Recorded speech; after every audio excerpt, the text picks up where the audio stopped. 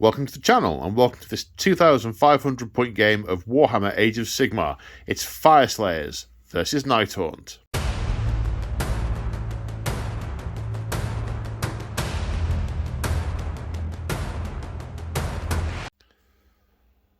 That's right, folks. Today we return to the Fate of the Forge Fires, our mini campaign that we've been playing for Nighthaunts and Fyreslayers. It's the final episode. Now, this is a standalone game. You don't have to have seen the others to be able to follow this, but if you are interested in the story so far, you can go and check those out. They are all up on the channel, the other two episodes. We are following the campaign printed in White Dwarf issue 478, which tells the story of a Fyreslayer hold in Shaiish that Nagash is trying to use to drain soul energy from, and the Fyreslayers have decided we've had enough. We were chased out of our hold when the Soul Wars erupted, and the Nighthaunt were able to just fly through the physical defences, and they've been living as nomads, warriors for hire ever since. But now that Nagash is draining the souls of their ancestors out of the hold, they have decided enough is enough. But part of that is an intentional trap perpetrated by Lady Alinda, who's decided that these Fyreslayers have been a thorn in her side in Shaiish for so long that she wants to draw them into a trap and eliminate them, and has made them circuitously aware of their nefarious plan to abuse the souls of their ancestors, and has tasked one of her generals, Ulrak the Drowner, to lay a fiendish trap and take them out, or remove them from the board once and for all. So in the previous episodes, the plucky Fyreslayers have re-entered their forge and fighting their way down, re-entered their hold and fighting their way back down to the forge. And in this game, we are attempting to relight the forge fires, and the success will determine whether or not they reclaim their forge and kick out the Nighthaunt, or whether or not the Nighthaunt achieve their goal and snuff out the flame of this Fyreslayer lodge forever. And I'm joined today on the channel by James March from March of War. Say hi, James from March of War. Hi, James from March of War. How are we doing? So, yeah, good, thank you. You? Excellent. I'm good, man. I'm good. Ready for action. And you've come down again to... come and play with your models. Yeah, okay. You don't have Nighthaunt. I don't have Nighthaunt. And it's a Nighthaunt scenario. Yeah. But we decided to do this when a while ago James March of War is the channel's official painting studio, and you commission painted my Fyreslayers. And we said, right, we've got to get some games in to get the Fyreslayers on the channel. Yeah. And at that point, it was about the time that this White Dwarf came out, and I'm like, oh, what about this? And he's like, yeah, let's do that. I haven't got any of those. Yeah. I'm like, but I have. He's like, oh, yeah, okay, yeah. Yeah, it's nice. Yeah. And to be honest, it's kind of, we were saying last time, it's kind of got me in the mood to do a Nighthaunt army, as if I haven't got enough to do. Yeah. And we're thinking, oh, we could do some Shaiish stuff. So we had some of your Shaiish terrain in the first episode, and you're gonna. I've got a load of GW death terrain that you're going to commission paint, aren't you? Paint it all up to match and get that sorted. And, so we're going to do some death games next year. So Joe will be happy. Which would be good. Yeah, Joe will be happy. Well, we've had today some sneak previews have come out. So, I mean, this will be like 3 months ago by the time people see this, so it will have been on release, I am sure. But there's a load of... they've previewed the Mortarch of Despair, which looks like an amazing model. It's a beautiful model. But digressing. We've even... Last time we thought it'd be like an afternoon game. We finished at like 10 o'clock at night. It was a long game. So, crack of dawn today... 8 o'clock start, and it's now nearly 11. Now we're literally just starting. Yeah. So, there's been procrastinate. No, anyway. Incompetent professionals. So quite. So I mean, that's the thing. We're just catching up, aren't we? Exactly. Yeah.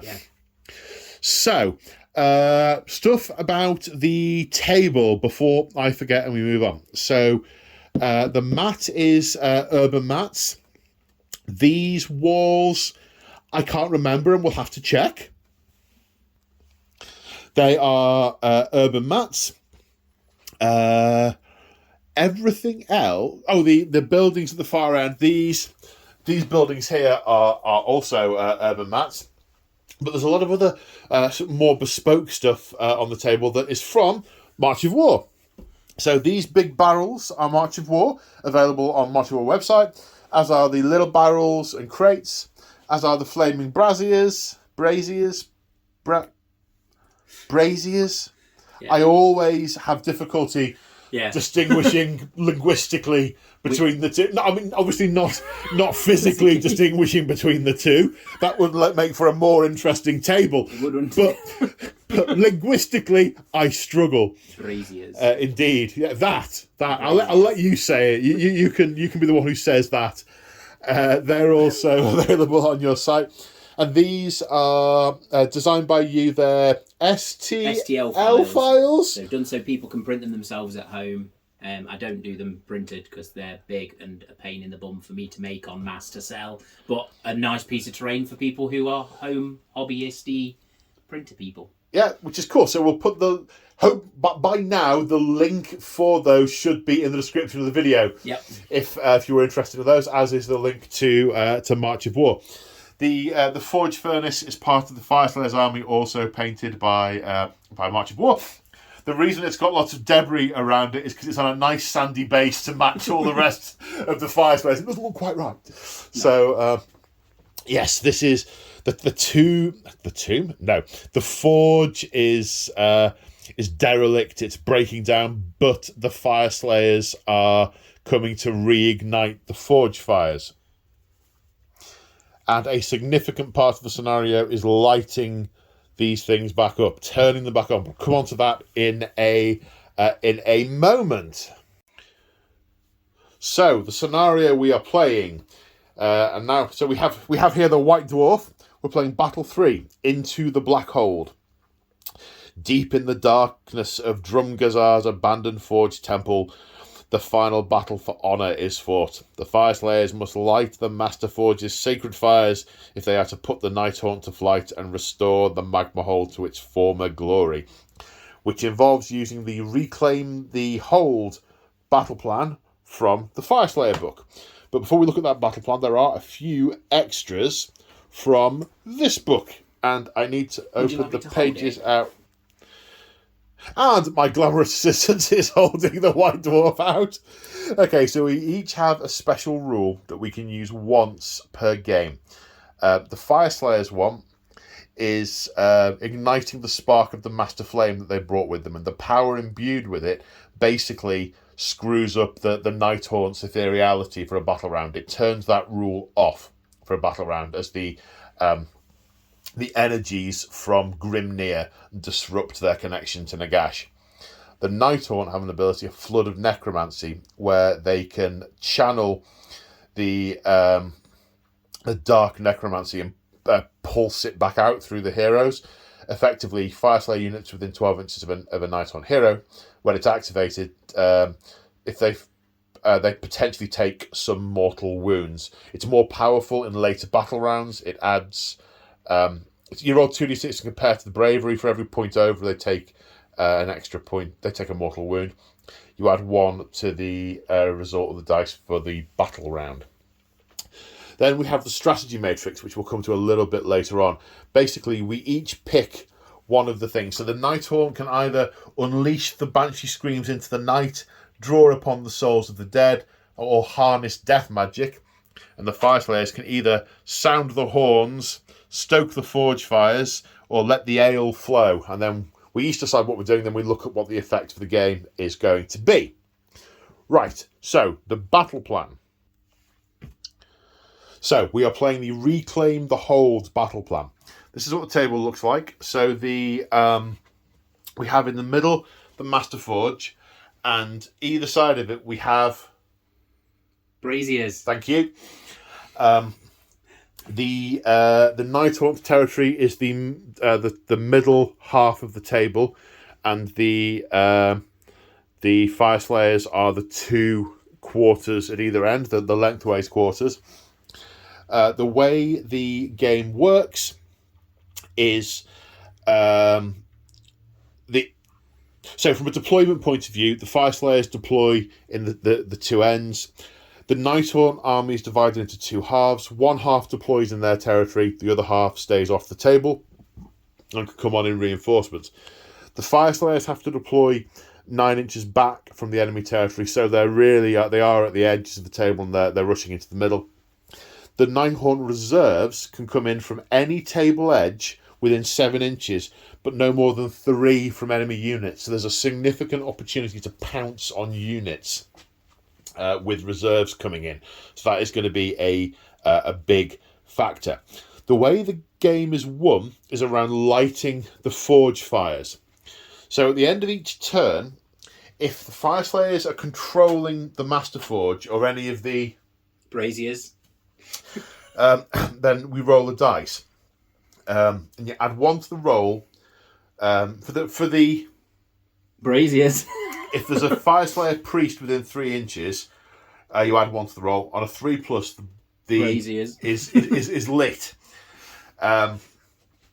When we're trying to light the forge, we add 1 for a priest and 1 for each brazier, and on a total of 5, we manage to relight the forge.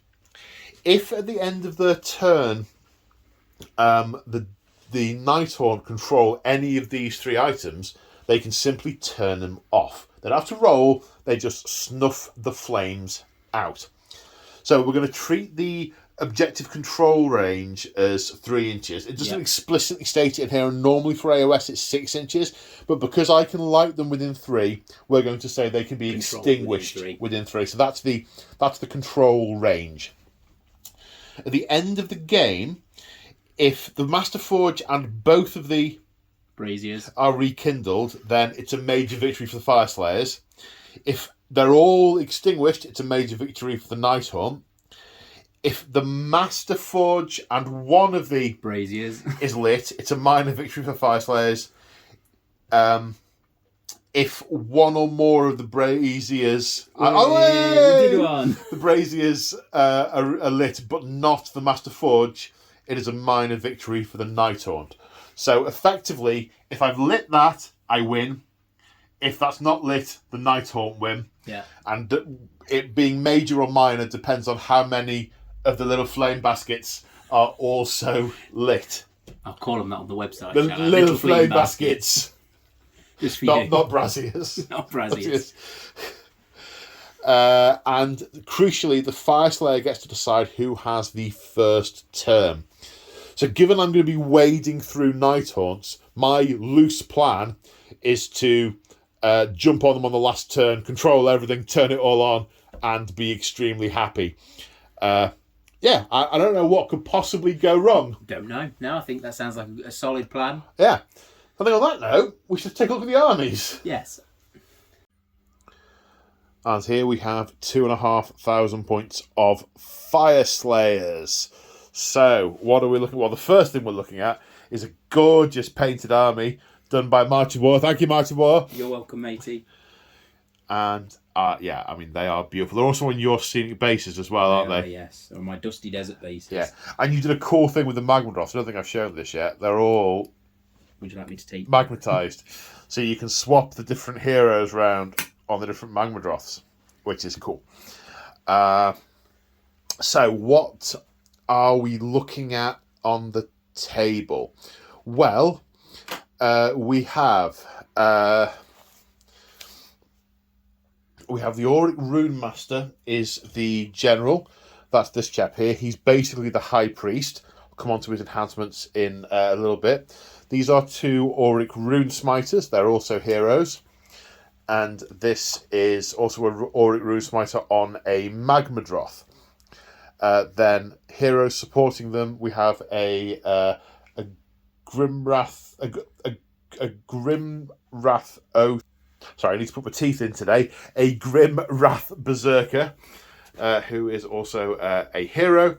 And we have a Grimhold Exile. So this is...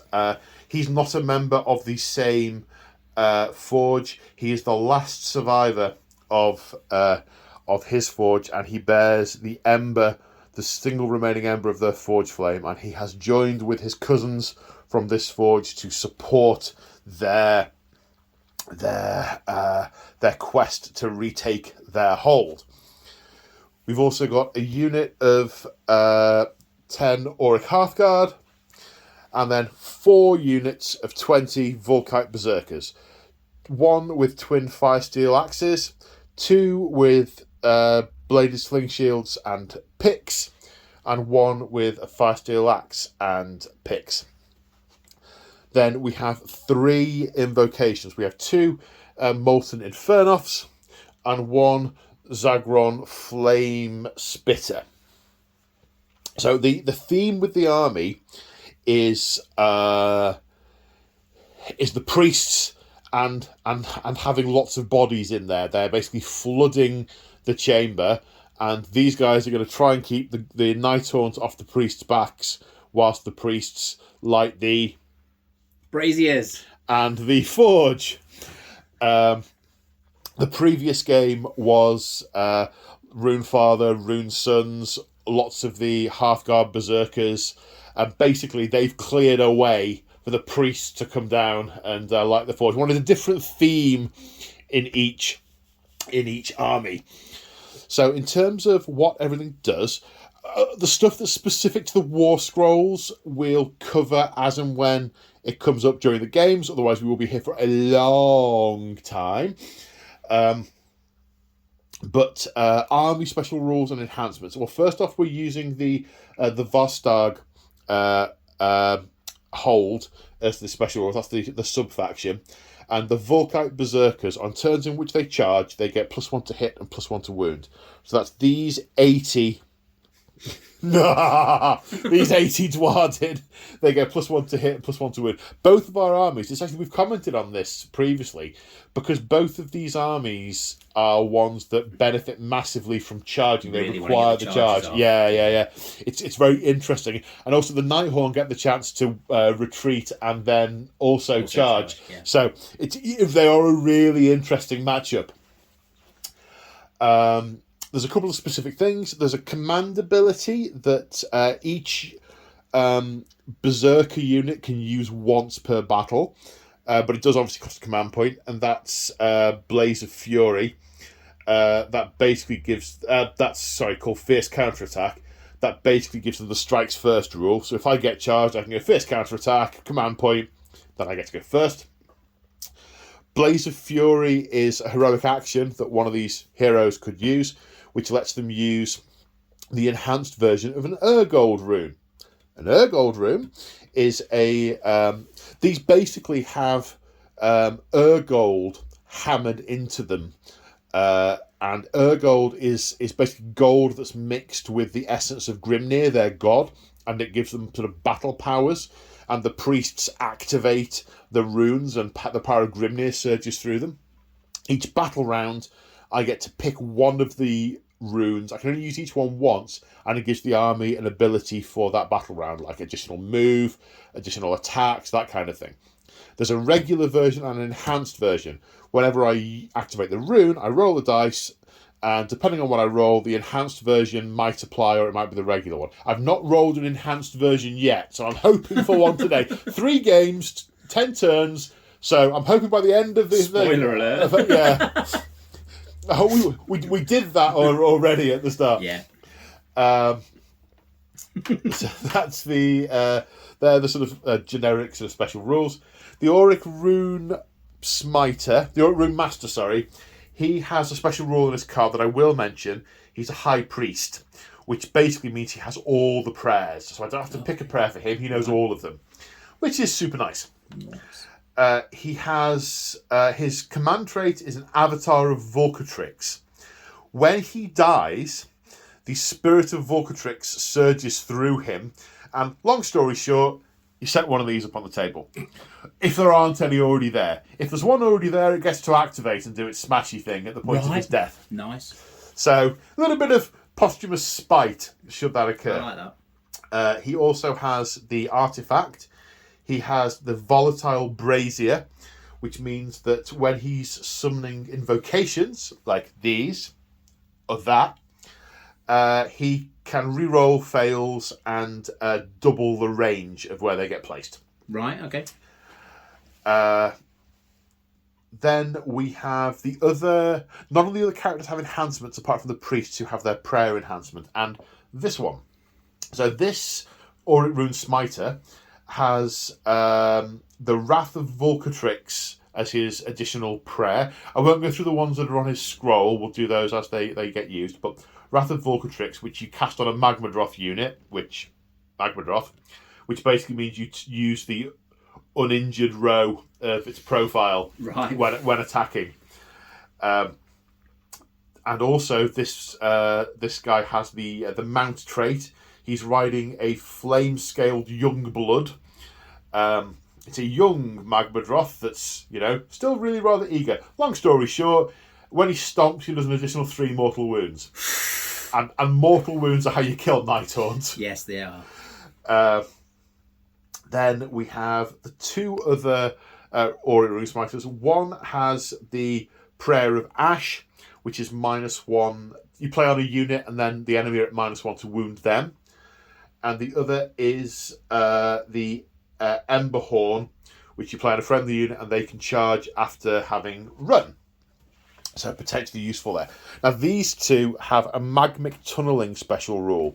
Basically they are using the power of fire to melt rock and travel underground. Now I haven't used that in any of the previous games because it didn't feel appropriate to be tunneling through the higher layers of the hold. We're at the base of the hold here. Yeah. So I can basically use them to bring units in reserve. So I can pick another unit and they go into reserve together and they can then set up at the end of the movement phase more than 9 inches away from the enemy. I don't know if I'm going to use it yet. I haven't decided, but they have got that as an option should I need it.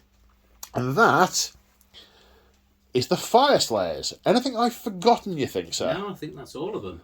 Okie dokie. Right then, let's take a look at the Nighthaunt. And here we have 2,580 points of Nighthaunt. I think this might be 200... There's 10 points difference. One of us is 2,580, one of us is 2,570. I can't remember who it is. So this is 2,500 points of Nighthaunt. So, before I go through what the units are and what they've got, the generic Nighthaunt rules. So they've got a whole bunch of army special rules. One is Aura of Dread. If an enemy unit is within 3 inches of them, they can't use Inspiring Presence. So lots of things do run away from them. They also have the Ethereal special rule, which is the one I could potentially turn off with my once per game scenario specific thing. And that gives them a 6+ ward, the ability to retreat and charge in the same turn, and their saving throws cannot be modified, either positive or negative. Yeah. They also have a command ability called Discorporate, which that unit for that turn, their ward save goes up to a 5+ rather than a 6+. It's basically like all-out defense, but for ghosts. Yep. They also have the Wave of Terror rule. Whenever they charge, you make a successful charge, you look at the number on the dice and compare it to a table. And that then lets them put a debuff on the enemy, which can be things like -1 to their save, strikes last, -1 to wound. We'll go through those as they happen. And they can stack as well. So if you multiple units charge enemy units, they can all get added up. They have the Frightful Touch special rule. Whenever they fight in melee, any 6s to hit automatically wound. And they have the Vanishing Phantasms rule. After the armies have been set up, they can select 3 units that have been deployed to then take off the board and put into reserves that can then come back on at the end of any movement phase that more than 9 inches away. I don't know how much we'll use that with the army having to be in 2 contingents and half of it being in reserve anyway.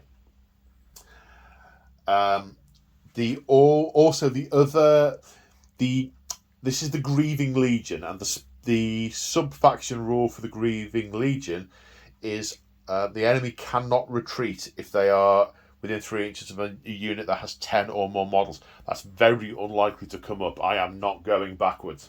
Having said that, just watch now. Just watch.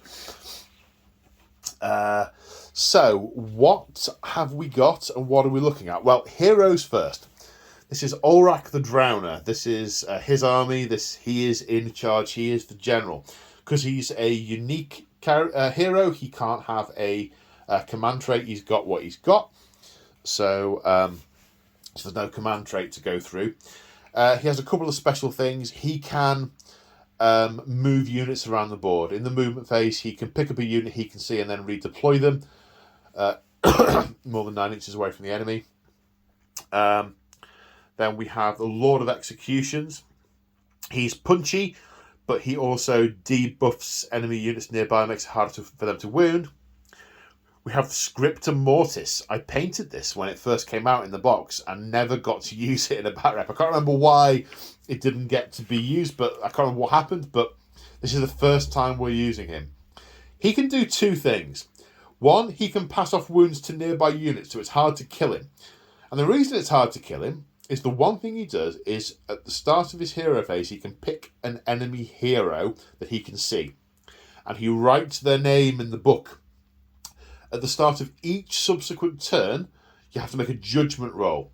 If you roll less than or equal to, or is it under? Under the turn number, that unit takes 2d6 mortal wounds. And you keep doing that every turn until he's dead. Until he takes the mortal wounds. I think once they've No. Oh, was it not? No, Okay. you do it each... As long as the Scripta Mortis and the Judged Soul are both on the battlefield, you make a judgment roll. Okay. So, if the Judged Soul is dead, he can then write another name in the book. And crack on. Or if he dies, the Judged Soul stops being judged. But as long as they're both on the battlefield, you make a judgment roll each turn. So, when I built him, I thought, that's horrible. I'm going to look forward to killing someone with that. Now I'm less enthusiastic about that. We have a Dreadblade Harrow. He can do two things other than hit stuff. He can mimic the command ability being used by the general. So if Ulrak goes all-out attack on a unit, he can then play all-out attack on a nearby unit. We have decided that he shouldn't be able to use Ulrak's special command ability that lets him move nearby units. You can also pick him up and redeploy him as he vanishes into the floor and comes back up somewhere else more than 9 inches away from the enemy. We then have the Guardian of Souls. He buffs nearby units, giving them +1 to wound, and he's a wizard. Cast one spell a turn. He can either heal wounds to nearby units, or he's picked the enhancement spell Shade Mist, which he can cast on a unit within 12 inches, and I will be -1 to wound them. He also has the artifact of the army. He has the Light of the Harvest Moon, which is a shard of evil light. When it's activated, all units wholly within 12 inches, all Nighthaunt units wholly within 12 inches, get +1 attack for that combat round. The Spirit Torment is the next hero. He can, at the end of the combat phase, he can put 3 wounds back in nearby units within 12 inches. So these two are going to get the Nighthaunt coming back and back and back. I really want them dead. I really want them all dead. Well, they are already dead, but I want them deader, more dead. And the first of the units are the chain things. Chain gas. Chain gas. I was so close. So close. They are a bit of a minor unit. They have some shooting attacks by throwing these mace things, but the main thing they do is, as long as there's Spirit of Torment on the table, they have another link in the chain rule, which lets them buff nearby units, Nighthaunt units. That's why I've sort of counted those in with the heroes. The rest of the units, we have a unit of 20 Chain Rasps. They are fairly bog standard battle line. 10 Hex Wraiths, infantry. They do impact hits when they hit. Grimghast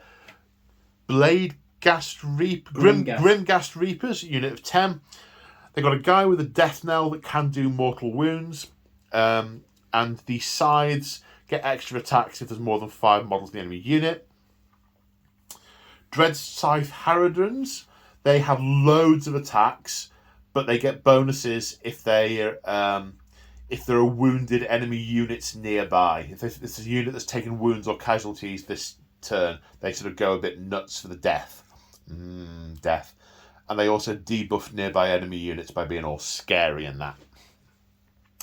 Unit Spirit Hosts, they can take wounds for nearby heroes.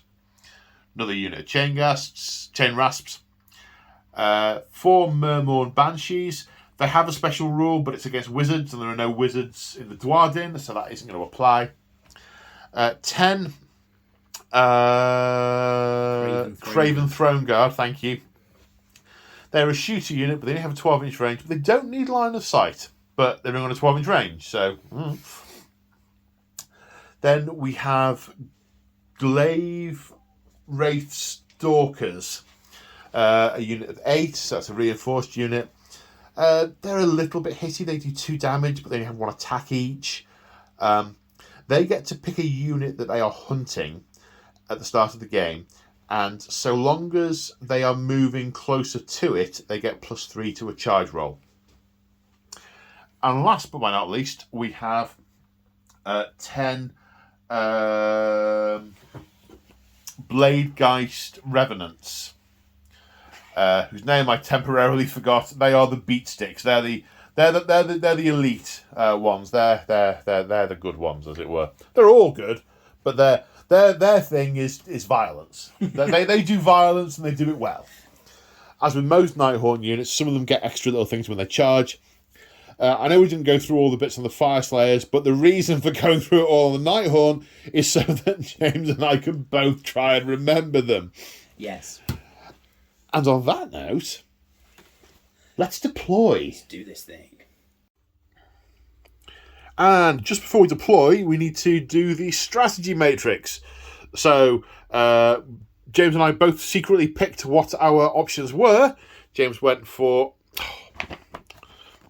that's better. Harness Death Magic. Yep.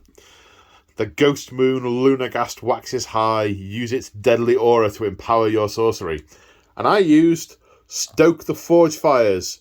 Your Zaragrim priests work rituals to draw upon Grimnir's strength and protection for the battle to come, which has a net result of flickering embers and pillars of smoke rise up from the forge rituals of the Fyreslayers priests, blocking Lunagast's sickly light and dampening the power of the Nighthaunt death magic.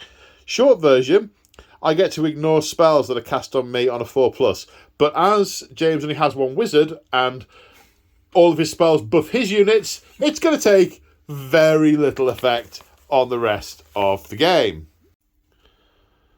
So here we are after deployment. I, as the Fyreslayer, had to deploy first, so... oh god, I ummed and ahed for a long time. I ummed and ahed. Yeah. And it was just a lack of brain power, really. So what I've gone with, I put 1 unit in magmic tunneling. So 1 of the priests and 1 unit of Volkite Berserkers with sling shields and picks are in reserve. And then I thought, I'll kind of split it evenly between the ends of the table and try and line something up with each objective. Probably a terrible idea, but it's what I went with in the end. It's an idea. So on this end, we've got the Rune Smiter on Magmadroth. Got the other unit of Volkite Berserkers with sling shields and picks with the Grimhold Exile. There's some synergies of having those units close together. I can't remember exactly what at the moment. Is it? Yes, he can make a unit run and charge. That's it, thank you.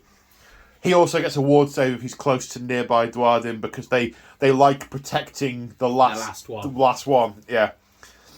Then here we have the General with the Auric Hearthguard. Yep. On this side. So loosely 1, 2, 3. Then over here we have the Volkite Berserkers with 2 axes on this side. and the Volkite Berserkers with axes and sling shields on that side, with the remaining Auric Rune Smiter with them. And then in the middle is the Grimwrath Berserker. He's running down the middle, and the baddies are going to have it. He's getting it. They're getting it. He does a run and charge thing as well, doesn't he? Maybe. Did I say what thing I'd picked? No, I'd have to decide what the thing is now. Oh, yeah. And I didn't mention it in the army overview. That's a very good point. He has to pick an oath, and the oath I picked doesn't appear to be on the bit of paper that I wrote stuff down on. So, 1 minute. Right, his oath is I will not be stopped. He has a 6+ ward, and if he's within 3 inches of enemies, he has a 5+ ward instead. Okay. There were a bunch of different ones, but that's the one I went for. So that's what I've got where and why. The invocations obviously haven't been invoked yet. And in the centre of the table, we have the Nighthaunt, or half the Nighthaunt. Yep. So what have we got, and why have you split it up this way? So we've gone for a good chunk of the troops, circling the wagons, if you like, to begin to defend the forge. That's the word. Forge, and the braziers. Braziers. Yep. Couple of the characters on the table, along with the Drowner. So we've got the Spirit Torment, the Guardian of Souls, and the Scriptor Mortis. Yep. And the Drowner. So 4 of the 6. Yep. I think these two buff units within 12 inches. So you've sort of circled round. Yeah, you're keeping a few things near them, getting the options for which way we're going to go. Yeah, and his spells buff within 12 inches as well. So yeah. Some reasons for that. Can put them on and then throw the units out. Yep. The Scriptor has got line of sight on, unfortunately, on the Grimhold Exile. Yeah, the last guy, last man standing. Oh no! Just finishing off a job. Well, yeah. I mean, quite exactly. I mean, in theory, there are 2 magma holds attacking here, and he can just go. That's one. Yeah, I've done my job. It's him sorted. He's going to nail it. Yeah. 50% of the work with 1 sentence. Yep, pretty much. Yeah. So, other than that, the Drowner keeping out the way, and we get reinforcements turn 1, so I can sort of react to what you're doing. I just sort of kept out the way. That they're all on the tray over there. They are getting the lovely bin in shot again. You need to nominate at the start of the game who the target for the Glaive Wraith Stalkers is. Has to be a hero. Has to be a hero. So let's pick one of those 2. Let's pick the... There's the fighty one or the casty one? Let's do the casty one. Casty one, okay. So that Rune Smiter there Rune Smiter is their target. So as long as I move towards him, I get +3 to my charges. Yeah, even if they're not targeting him. Yes. Yeah. Cool. As long as I move towards the principle is you're going towards him. Yeah. So in theory, you could move towards him and get a +3 each charge and then go away from him, but that wouldn't be the spirit of how it's meant. No. Yeah. And we're going that way, so. Of course, the nice thing is, of course, because you can move and charge. Yeah. Because you can retreat and charge. Everyone can move and charge. Yeah. Because you can retreat and charge, you can potentially charge 1 unit that's in front of them, and then retreat over and then get so that so there's options. There's options there. There's options. They're okay. They're an okay unit now. They're significantly reduced in price. When they were very expensive, they were really not great. Yeah. Okay, so I get to decide who goes first, and the dilemma is thus. So if I go first, I can get halfway up the board, which means when James comes out to interdict me, I'm a lot closer. You're already halfway up. I'm already halfway over. And I've moved up, and James's reinforcements won't be able to peg me back so much. Yeah. Because in theory, you can bring stuff on, here, not within 3 inches of me. So actually, it could come on right there, a unit. It could come on right there. Any table edge more than 3 inches from you. Yeah. 7 inches from a table edge, Yeah, that's right.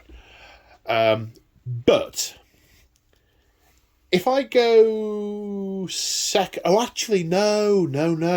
What I was going to say is if I go second, then I get to jump on the forge at the end of the game and light things up. But this is AoS, and we roll for priority. Every time. So we might not. Yeah.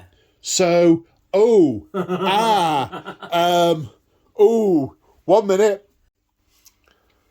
Change of plan. I'm going first. Fyreslayers, turn 1. Okay, so we're mid-hero phase.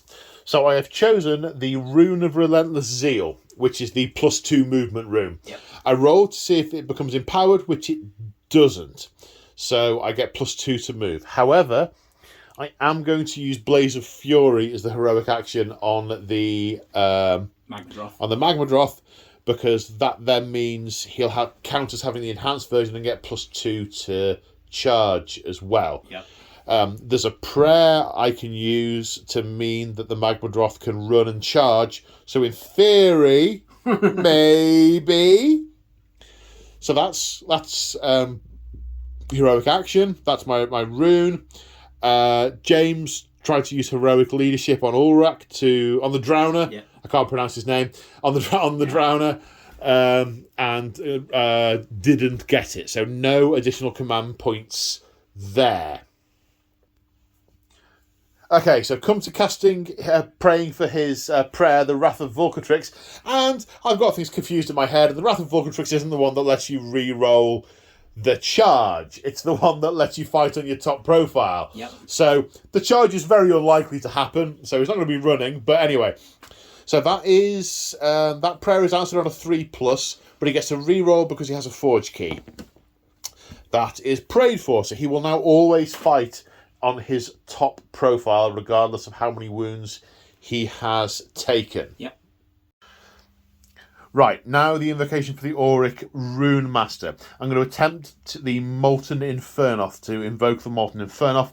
Because he has the artifact that he's got, the range is doubled and I get to re-roll if I fail. Molten Infernoth is a 4+, which I get to re-roll. No, that is not invoked. His prayer goes unanswered. And then we have the last remaining Auric Rune Smiter. After exploring all my options, I'm going to try and invoke the other Molten Infernoth on a 4+. Yes, it turns up. And he appears here and instantly moves 2d6 inches for 8. So he ends up there, not within 3 inches of an enemy unit, so will not attack them this turn, but will do next turn. He's ready for action. Oh yes, he will. Right, time to move. So at the end of the movement phase, it's a little bit of moving and an awful lot of running. So the Magmadroth has just moved, although that wall is solid. I thought there was a hole in that one, so I'm not going to be able to flame anyone. The Grimhold Exile has run a bit more than the Berserker, so he's peeling away from them. They've all run, so there's going to be no charging or shooting going on there. The Auric Hearthguard and the Rune Master, the General, have moved up here. We're going to have most of the unit in range to fire the Magma Pikes down at the Chain Rasps.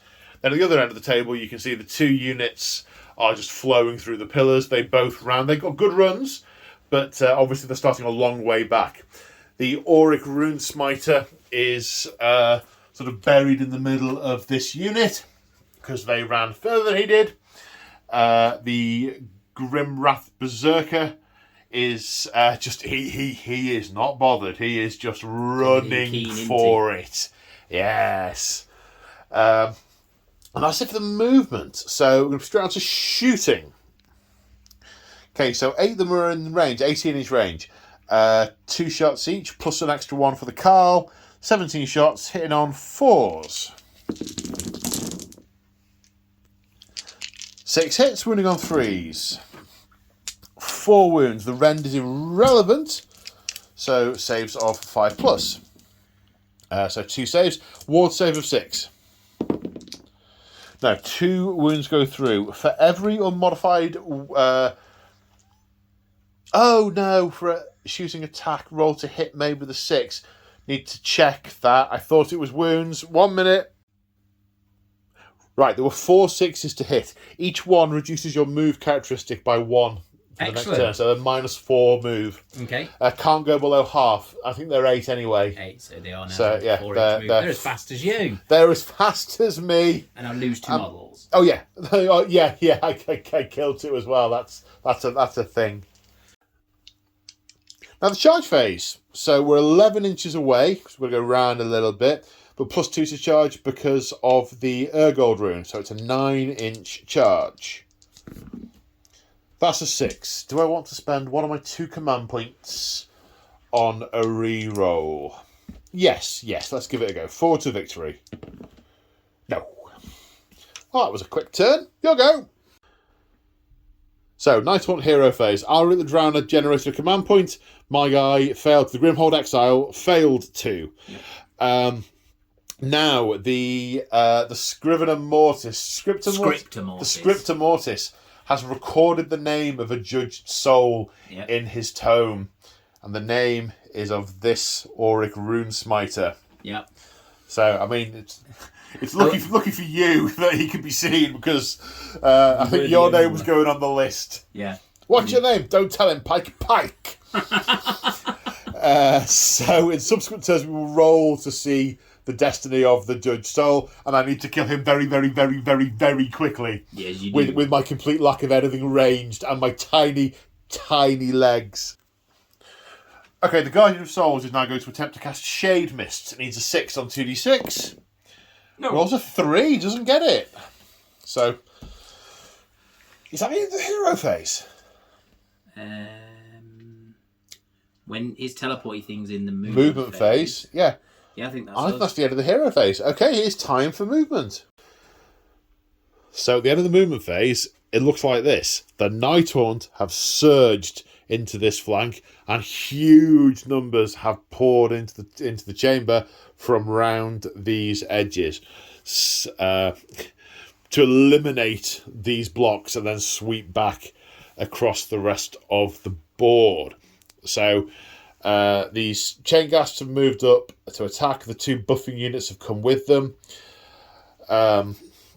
The Grimghast Reapers have come back this way. The Glavewraith Stalkers are after their prey. They can't get to him because the Molten Infernos in the way. So they're going to come this way, try and kill that guy first, then head towards there.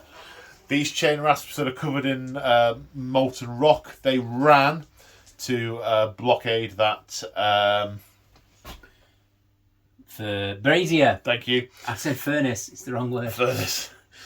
The Drowner travelled through the underworld and took the Craven Guard, the Throne Guard with him, ready to put their fire down into the Auric Hearthguard. And then from around, circling around them, round the trap, the Mermorn Banshees and Blade Geist Revenants have come in here, along with the chain ghasts, who are going to buff those for as long as the Spirit Torment is alive. Then over here, the Hex Wraiths and the Dread Harrow have come in here, and the intention, I believe, is to exterminate these 2 units. Yep. When the Haradrons came, these guys came in first, then the Haradrons came in, at which point I decided to redeploy and moved 4 inches that way. It's going to make some of the charges longer, but there's a lot of command points still in James's hand. I could, in theory, forward to Unleash Hell here. I might do that. I might not. I might save a command point over here for Fierce Counterattack to get strikes first. That will probably depend on if I've been given the strike last ability from charging. So that's yeah. Ow. Yes. Yeah. So the shooting phase, the Craven Throne Guard are each firing their crossbows into the Auric Hearthguard. 2 attacks each, forced to hit. So the Frightful Touch rule, 6 hits, automatically wound. The other 4 wound on 4s. So an extra 1, so 6 wounds in total. Rend of 1, so saving on 6s. 3 saves. Kills a Dwarden and a half. Then we have the Ghast Flails of the Chain Ghast being thrown up to 15 inches. 4 attacks, 2 each. Yep. I'm just checking if they... So, it's melee attacks now, that's fine. Hitting on 4s, did you say? Yeah. That's 2 hits, 1 also wound. Yep. Wounding on... 3s. 2 wounds. 2 wounds, any rend? -2. -2 rend. Okay, 4 plus goes to 6 plus. No, kills a Dwarden. Okay, now we're into the charge phase. These Chain Rasps are going to attempt to charge. 6. And after they moved, it looks like this. The result of the charge was a shriek -1 to hit in the following combat round. Presumably you're putting that on the Berserkers, not the... Yes, so I don't think I've been able to engage him because he's out of range, isn't he? We're within 3. If you're within 3, you kind of put it on him if you'd prefer. We'll put it on the Berserkers. Right, oh. Yep. Okay, the Spirit Torment's charging. Yeah. He makes it. And the 9-inch charge gets you a stun, -1 from saving throws. Now the Dread Scythe Haradrons are attempting a charge. They need 7. They don't get it. Are you going to forward to victory for CP? I think we will forward to victory, that one. Okay. That's 8, which does make it. Yeah, save. And the Haradrons make it in. The Guardian of Souls is also going to charge in. Coming for it. Gets a 9. No. It's not enough to give me the fight last. To get the fight last, is it? And he ends up here. We've had multiple stun and shriek results, but they don't stack up beyond the first ones, so that is that. Now the Blade Guys Revenants are going to declare a charge. They're going to go into the... You don't need to decide, you need to roll and see what you get. Snake Eyes, are you going to forward to victory then as well? Yes. Yes, I will. Always feels weird to me, double what's using command points twice, but... using the same one twice. But we need them in. So they're in. 6 each move. Okay, so that is a shriek. However, I'm going to unleash hell with my remaining command point. I think that's worth more than some of the other options I've got. -1 to hit, so hitting on 5s. 6 hits, winning on 3s. 5 wounds, so 5 saves of 4 plus. Unrendable. You fail 3 of them. You have a ward of 6. Move those out of the way. 3 die. That might make... Well, it won't make that much of a difference. They've not got that big a range, but 3 die. Now the Hex Wraiths are charging, or is the Harrow going in first? I'll send the Harrow in first. Harrow first, okay. 7. And that is also Shriek, so no additional effect there. Now the Hex Wraiths. 10. Now 10, I think. 10 is Petrify. Petrify, which is strikes last. And now just the Chain Ghasts to roll, see where they can go. On a 9. So that is it's a stun result, which you could put into there if you could get them in. Yeah, I think we will do that. I think we can get them. You got to get them half an inch. Within half an inch, I'm going to struggle for that. Thought I just had to get them within 3. No, half. To charge, you've got to get them within half. You can activate within 3, but you've got to get them within half to charge. They're going to have to go into them. Yeah, I think they're going in there. Yeah. And lastly, the Glaive Wraith Stalkers are going to charge. With a 4. No, not Are you going to forward to Victorium? No, I'm going to leave them where they are. No, I'm not spending my last command point. Right. They only needed a 5. Because they were on an 8 and a +3 for having gone towards their enemy. Of course, yeah. But, yeah, that's alright. They can stay where they are. Okay, right. Combat phase. Okay, so first up in the combat phase are the Chain Rasps. So they normally hit on 4s and 4s. They have 2 attacks each with a 1-inch range. Being on 25mm bases, they effectively fight 2 deep. They get +1 to wound because they've charged, because they have a special rule. They're like ghostly hordes, I think, something like that. Chilling Horde. Chilling Horde. Yeah. That was close. You were close. But also, because they're in range of the Chain Geist, so they're within their 12-inch aura, they are also going to get +1 to hits. They're going to hit on 3s and 3s.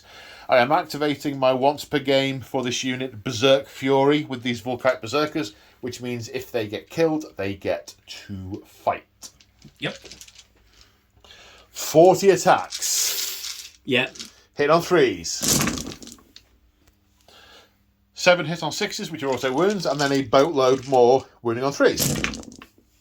That's a lot of 1s and 2s. So that's 19 wounds. Because of stun, I'm at -1 to save, so my 4+ goes down to a 5+. 12 wounds suffered in total. So 6 have been slain, but fight back before they die. Hitting on 3s, 1 attack each, but -1 to hit because of Shriek. Yeah. So hitting on 4s. 3 hits, wounding on 4s. 3 wounds, render 1, you don't care. 5s. Pass 1. 2 go through. Wards. 1. 1. 1. Did Killed 1. 1. Killed 1. Yeah. Right, my turn to activate a unit. I have picked the Grimhold Exile and piled him in so he can attack the Spirit Torment. He has 5 attacks, hitting on 3s.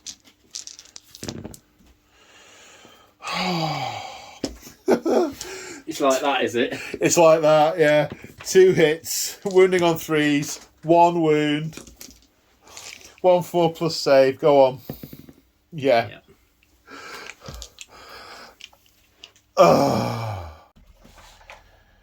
Okay, now the Haradrons are attacking. They have 4 attacks each, but they have a special rule called Scented Blood. Murderous Bloodlust. Murderous Bloodlust. Yeah. Now that they've smelt the blood, and if there's a damaged enemy unit within 6 inches, they get +1 to hit and wound. So if they're 4 attacks, or is it 5? 4 attacks. They're 4 attacks on 4s and 4s, Yep. and now +1 to hit, +1 to wound. Yep. But also because of the Chain Geist, Yep. means they've got another +1 to hit. So they're going to hit on 2s and wound on 3s with 4 attacks each. And I've got -1 to my saves. Yeah. And then There's no rend on these. Oh, that's fine then. I'll just stick with my -1 to save because I'm just stood rigid. 33 attacks, 4 each +1 for the unit champion. What do they hit on, Paul? They hit on 2s, James. 6 also wounds, 23 wounding on 3s. 23 saves to take at -1 because I'm stunned. See you, lads. Drop dice don't count. There goes up. No, it was a fail. It was a 2 to a 1. No. 19 wounds got through. So 9 get to fight on death, one of which is the Carl. So he gets an extra attack. Woohoo! 10 attacks! Carl! Right, 9 gets to fight back. So 10 attacks, yeah. Would hit on 3s, wound on 4s, but because of Shriek hitting on 4s, and because I'm within some Chilling Howl or something, I'm within 3 inches of the Haradrons, I'm -1 to wound as well. So it's 4s and 5s. Ooh. Okay, that's 5, 6, 7, 8. 8 hits. And 3 saves required against the Haradrons. 1 fail. Ward save. Nope. Got 1. Right, now I've activated my Auric Rune Master. He's not part of that unit, so he's not subject to strike last. He's piled in here and is going to attack the Blade Geists. My cunning plan was to try and pile in over here to the 2 things that can bring dead models back, but that has massively failed in every possible sense. So he's going to try and do some damage here. He can, in theory, kill 6 of the 7, which means they'll all be back within a turn anyway. So, 2 attacks hitting on 4s. No. Of course he didn't. No. Right, now the Chain Ghasts are going to attack the Berserkers. Probably pile them in, shouldn't Yeah, you should pile them in. There you go. But you might have pulled yourself out of the +1 thing over there. Yeah. That's fine. Okay, 2 attacks each, 3s and 3s. 4 hits. 2 wounds. Any rend? -2. -2. Okay, and the stun also takes 1 off, so that kills him and puts a wound on to him. He'll fight back, hitting on a 4, wounding on a 5. No. Right, now it's my turn to activate my 3 Volkite Berserkers with Sling Shields. 1 is attacking the Guardian of Souls, 1 is attacking the Chain Rasps, and 1 is attacking the Chain Ghast. Okay. -1 to a bunch of stuff, so 4s and 5s. Against the Chain Ghast, no. Against the Guardian of Souls, no. Against the Chain Rasps, no. That was quick. So now it's the Guardian of Souls' turn to hit. Yeah. He's got, what's his weapon? 3 attacks. He's got a Chill Blade. Chill Blade, 3 attacks. 3s and 3s, but he's getting +1 to wound for... +1 to hit for the Chain Geist. Geist, and +1 to wound for himself. Okay, so 2s and 2s. 2s and 2s, yeah. The 6 auto wounds. Yep, these are wound on 2s. Okay. Yeah, that's the game. Yeah, what, rend?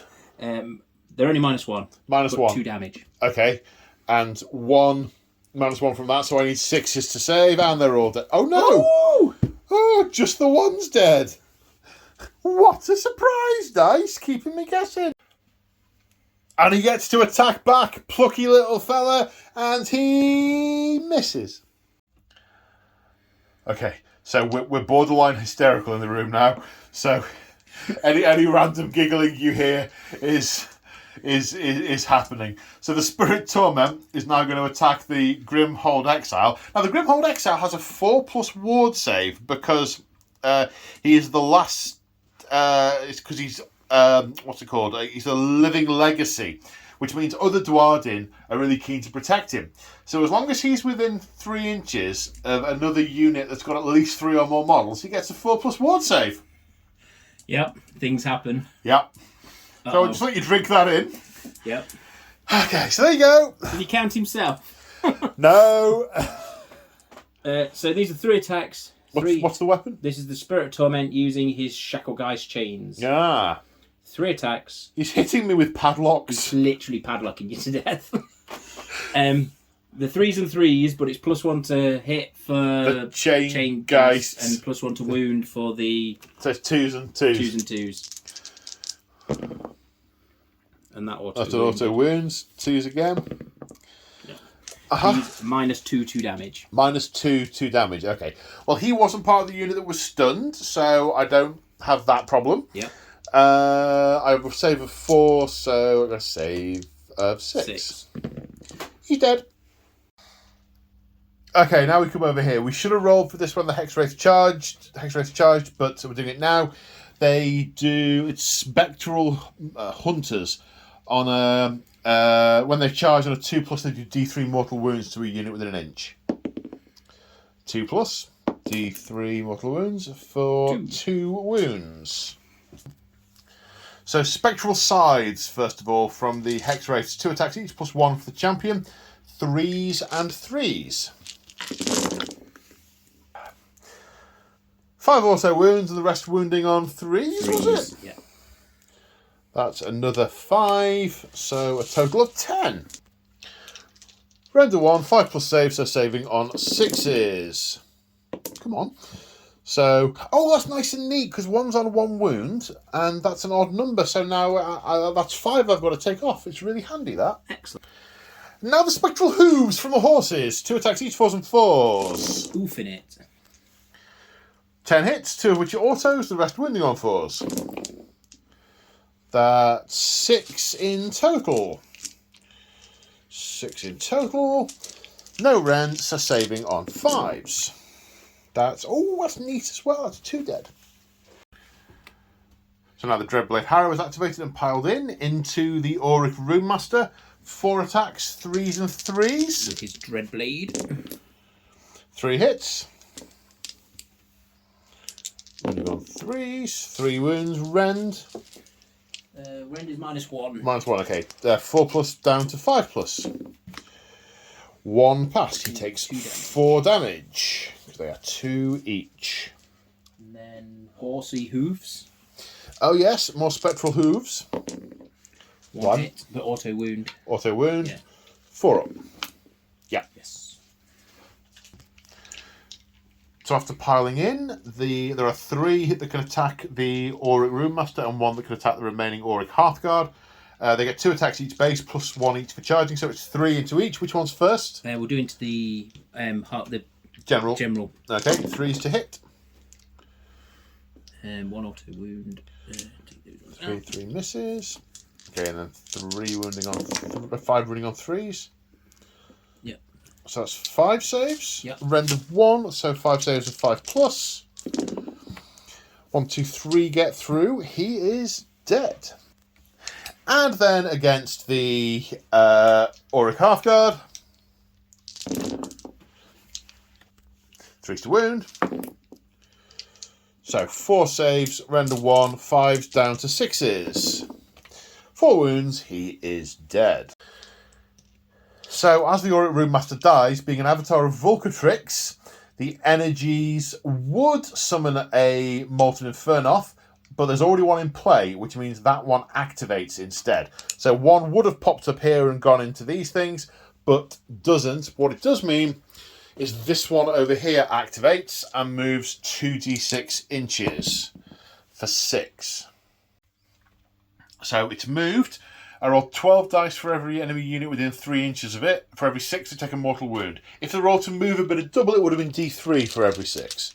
Let's see. Fistful of 6s. 3 mortal wounds. Cool. So 3 ward saves. 2 dead. Well, deader. So at the end of the combat phase, Spirit Torment picks a unit within 12 inches and puts 3 wounds back in them, bringing back the Haradrim that has been killed. Now it's the Battle Shock phase, so I roll a dice for the Vulkite Berserkers. 1, which is good. I add the number of models killed, 18, which is less good, giving me a total of 19. I'll compare that to my bravery of 7. Yep. So for every point over 7, a model runs away. So do you not auto plus on a 1 anymore? Is no, that that's 40k? That's 40k. So let's see. 19 minus 7 is 12. 12 run away. So there's no battle shock for the Nighthaunt because they're bravery high and I've only killed like 3 or 4 in total. Now we need to roll for priority for turn 2. Yep. Yeah. Good luck. I think I'll have first turn. Go, yeah? No, I'll have it. So at the start of the hero phase, that Molten Infernoth moves. Yep. Before anything else happens. 2d6. Come on, double. 10. That's a double. I think I can nudge it in there and get it. Ooh, let's see. Let's see how many units I can get with it. Which one's better? Yeah, you need from the front you can get up here, but I don't think you can then get in. But as long as the Scriptor Mortis is in. Oh, you can definitely get in there. Yeah, go on, put it in there. Right. So each unit within 3 inches, I roll 12 dice because that was a double. Every 6 is D3 mortal wounds. So that's roll the dice for each lot. Yeah. Nice. Right, I'm going to build up to the Scriptor Mortis. I'm going to start with the lower and then go up. Okay. So, Chain Rasps. I regret not starting with the Scriptor Mortis. Okay, so that's 5d3 mortal wounds on the Chain Rasps. Oh! For 9, 10, 11, 12 mortal wounds. You have 12 ward saves to make. Yeah, I regret not doing that on the Scriptor Mortis. 12. So 11 of those die. Wow. Now the Bladegeist Reapers. Yeah. Sure you don't want to do with Mortis? Yeah. 1-6 for 3 mortal wounds. 3 ward saves. 2 die.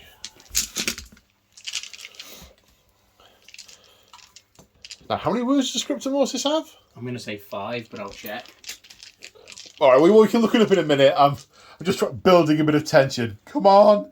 I've got like 1 decent unit left on the table, and I don't want it to just drop dead. 6 wounds. 6. Okay, so come on, 6s. 2.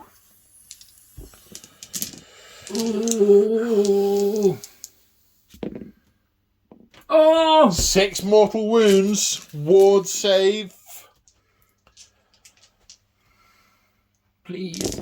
Oh! Yes. He's taken 5 damage. Perfectly He's not statistically average. He's not dead yet. There you go. You can put that on. Thank you. Also, at the start of the turn, I choose my Urgold rune. I go for the Rune of Fiery Zeal, which gives me a 6-up ward. Do I get the enhanced version? No. So my models have a 6-up ward this battle round. Who's going to try and create a command point? You will try and create a command point. You fail. I'm going to make one with Ulrich the Drowner. No. You fail as well. But you're alright. I mean, I'm generalless now, so I'm... Oh, you are? I have fewer command points. Right. Prayers and stuff. There's definitely some prayers need to be said. Definitely some prayers. Right, I want to summon the Flame Spitter so I can spew fiery death, but I can only get it to here. I suppose I could put it right there, but then I can't see the Scriptum Mortis. I want to get something on the Scriptum Mortis, and I don't think I'm going to be able to. So, what I will do, I think I want to use the Wrath of Volcatrix. Wrath of Volcatrix goes off on a 3, which means it does. So he will fight in his top profile. I expect to get jumped on next turn, so I want to be at least punching back. Not that the priest can do much, but the Magmadroth can. And the other priest will attempt to invoke the other Magmadroth. That's why I got 2. You can't summon it back in the turn it disappeared, but I've paid for 2. Cyclone, yeah. I've paid for 2. So 4+. Yes. So he appears within 12 inches. So he appears here, and then moves 2d6 inches. Nice big 12 would be good. That'd be horrendous. It's a 9. Does the 9 get me close enough to the Scriptum Mortis? You are 12 inches base to base, so yeah. Right. So in which case then it's 12 dice for the troop unit and the Scriptum Mortis again, but this time it's 1 mortal wound per 6 because I didn't roll a double. You need 1. Scriptum Mortis. 3 ward saves. Just watch. Don't you do it. Don't you do it. No, he's out. Okay, he's gone. Quite sad we don't get to see your... I'm not. I might have been quite sad if I've not just had turn 1. If turn 1 had gone somewhat differently. And I guess the other unit. 3. 2 gone. Right, so that's... He's done his priesting, he died, the other one's off the table for the moment. Now it's move. Does he disappear again? No, it's only if you roll a double. Oh, right, he disappears on the double. So he's going to stay there all game. Yeah. You've got nothing, I don't think, that can dispel him. No. They keep stomping around until they roll a double, at which point they then go away. Right. The Flame Spitter one, that goes away if it does more than 4 wounds. Right. So they don't stay there forever if they are really munching through stuff. But yeah. But the guy who had all of the invocation stuff is the one you killed. He had double the range for summoning and re-rolls. Wow. So, yeah. Right. Movement. So at the end of the movement phase, it looks like this. The Magmadroth has moved around here, has stayed close enough to be able to breathe fire on those chain rasps, give them a bit of a bad day.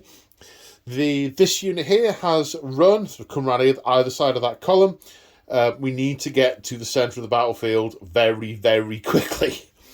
Over here, the Rune Smiter has run to try and get towards the forges. That's what he needs to do. The Berserker and the Berserkers have both moved, ready to give these things a bad day. Yeah. We can only hope.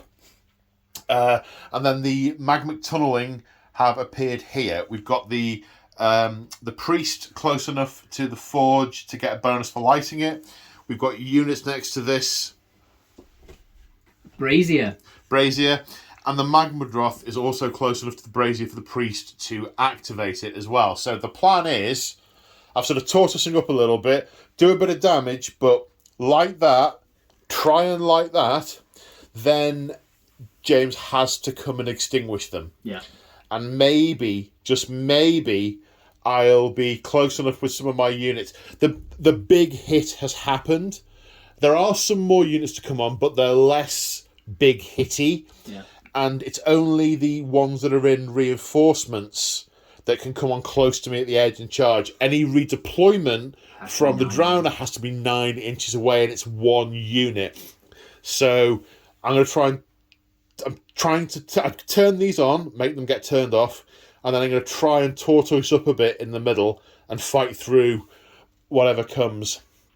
But we shall see. So that's where we are movement-wise. That's why we've done stuff. And now it's the shooting phase. So the Roaring Fire Stream is in range. The hand axes are not. It's 1 attack per model in the enemy unit up to a max of 10. Yep. His current wound profile is irrelevant because I'm using the best regardless, but he's currently uninjured. Hits on 2s at this profile. So that's 8 hits. Wounds on 3s. 8 wounds. 8 saves of 5+. Rend is irrelevant. 2 saves, so that's 6 dead. 6 ward saves first. So 5 are destroyed from that unit. Right, we've got some hand axes. Right, hand axes into these. There are 6 models from that unit, and this guy can see the profile's the same for all hand axes, so do them all together. 4s and 4s. 4 hits. 2 wounds. 2 saves. Okie dokie. Right, that's all the shooting, so... Charges. The Grimwrath Berserker. 6. Then the Volkite Berserkers. 3. I'm going to use my 1 command point on Forward to Victory. 6. Right, we're going to attempt to get these guys with sling shields to charge at those ghosties with the big sides. Need a 9. It's a 6. No CP for Forward to Victory. So that's all of the charges. So let's start fighting. Right, we'll start with the Grimwrath Berserker. 4 attacks, hitting on 3s. 4 hits, wounding on 3s. 3 wounds. The rend is irrelevant, but it is -2. 1 gets through, 2 damage. Oh, sorry. So he doesn't ignore the first one, and the second one, no, so it kills 2. Okay, your turn to activate a unit, which will be them, presumably. I've not got anything empty. Yes, them. 1. Both these units here, the Dwarden would be on the wall, but it's a bit wobbly, so we're saying they're in range of each other. Yeah. Are you going into the... We'll put them all into the little right, walls. okay. Yeah, he's killed his ones. 4 attacks hitting on 4s. 1 hits. Wounding on 3, I believe. Wounding on a 3, yeah. -1, 2 damage. -1, 2 damage. Okay, I'll just save on a 5+. I've just remembered something. No, so that would be 2 damage. We have a ward save this turn of saves of 6. No, however, the thing I forgot was to roll for my sling shields on the charge. Yeah, okay. Which might actually kill them before you do that. So let's just check how that works. So the way the bladed sling shields work is when the unit finishes within an inch of an enemy unit, you pick an enemy unit within an inch, then you roll 1 dice for each model in the Fyreslayers unit, and every 6 does a mortal wound as they hurl their shields in as they charge. So 20 attacks, looking for 6s. 3. So 3 ward saves. So it kills 2. Kills 2, right. So we need to randomise the one that just killed to see whether that was one that's died or not. So taking the 2 casualties off, we randomised to see whether the damage that had gone through was on one of the ones that had been taken off, and it was. So there was no damage done. We piled in, including the Carl. There are 9 close enough to fight. So 10 attacks, hitting on 3s and wounding on 4s. Because these are the ones that have the rend from the picks, you see. But, you know... Is that 4? Yeah, 4. 4 saves and 4 plus. 2 go through. And single then damage, 2 single damage ward saves. So it kills 1 more. 1 survives. 1 survives. I'll be honest. I'm quite surprised. I thought I was going to have them. Yeah, I thought you were as well. Especially when you killed 2 of them with the shields. Yeah, that's the end of the turn. Yes, it is. We need to do Battle Shock. And you need to do Lighting the Braziers at the end of the turn. Yeah. Let's do Battle Shock first. This guy, we expected to run, so did it off camera, but unbelievably he passed Bravery has stayed. The Chaingast lost 11. The Bravery's 8, so 11 plus 4 is 15. So that's 7 run away. How many are left? 4, 6, 7. 7, that's the unit. Now, these guys lost 4 this turn. Leadership 10. Bravery 10, so 4 and 6 is 10. They can't fail. Yeah. They can't fail. Okay, so we're at the end of the Battle Shock. We're now lighting the Braziers. Thank you. So on a 3 plus the Brazier will light, but plus 1 because there's a priest within 3 inches of it. So on a 3. Yes. So this Brazier is lit. Now for the Forge. We need a 5 plus for the Forge, but plus 1 for a Brazier, so 4 plus. And there's a priest within 3 inches, so 3 plus. So the Forge is rekindled on a 3 plus. No, the Forge lays cold. And that's it for my turn 2. Now it's Nighthaunt turn 2. Okay, so hero phase. Ulrich used to rote leadership and gained a command point. I am command pointless because I'm generalless. I could use a heroic action to try and gain one, but instead I've gone for Blaze of Fury on this Rune Smiter because that means he gets the enhanced Urgold rune for this turn, and the enhanced version is a 5 plus ward save. And I think he's going to get some hurt. He's going to get some hurt. So he's got that. Spells, you're going to use Spectral Lure on the Guardian Souls is going to attempt to cast Spectral Lure on 2d6. Is it? Yeah, you need 6. Yeah. Which you get. Cool. Which you get. D6. So you put d6 wounds back in 6. You were going for that unit. Yes. That puts them back to 4. Wanted to go for the Bladegeist Revenants, but they are out of line of sight. So not this turn. Not this turn. You can put them back anywhere as long as they're not coming back within 3 of me, so you can get some extra move out of it if you want. We'll leave you to think about that, and then we go on to the movement phase. So at the end of the movement phase, it looks like this. A sort of 3-section approach, I think, from James. I'm sure you'll chip in and correct me if you've not got any of this right. There's been a lot of moving and running over here. Over here has been for position. So you've got your heroes that buff the nearby units tucked in and fairly safe, as with the Chaingast that also buff. These guys have run over to get into all this range. We remembered the Battle Shock test from last turn. We took it, 1 ran away, but so that we did that. and the Banshees, no one going for a long bomb to try and engage over here. Kind of neutralising a lot of what I spent my stuff on in my turn, making that effectively wasted. I'm taking the risk that I'm going to come over for them next turn, which I'm definitely thinking about, but we'll see what happens at the end of this turn. Over here, the Drowner picked the Throne Guard up again and took them through the Underworld for a CP. They have to go within 12 inches of him and more than 9 inches away from the enemy, which means they can go up there. It's perfectly fine there. And the Glaive Wraith retreated and is going to attack, going to charge again. Yep. Although he's not going to get +3 to it because he moved away from his target. He did move away. He moved away from his target. But then gone that way. The 3, yeah, you totally could. The 3, in fact, if you want to change your mind and do that, you can. No, he's fine. Then the 3 remaining reserve units have come in from there. So the Spirit Host, the Mermon Banshees, and the Lord Executioner.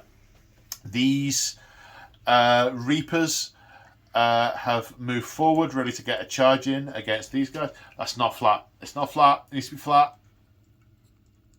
That's better. We can basically ignore the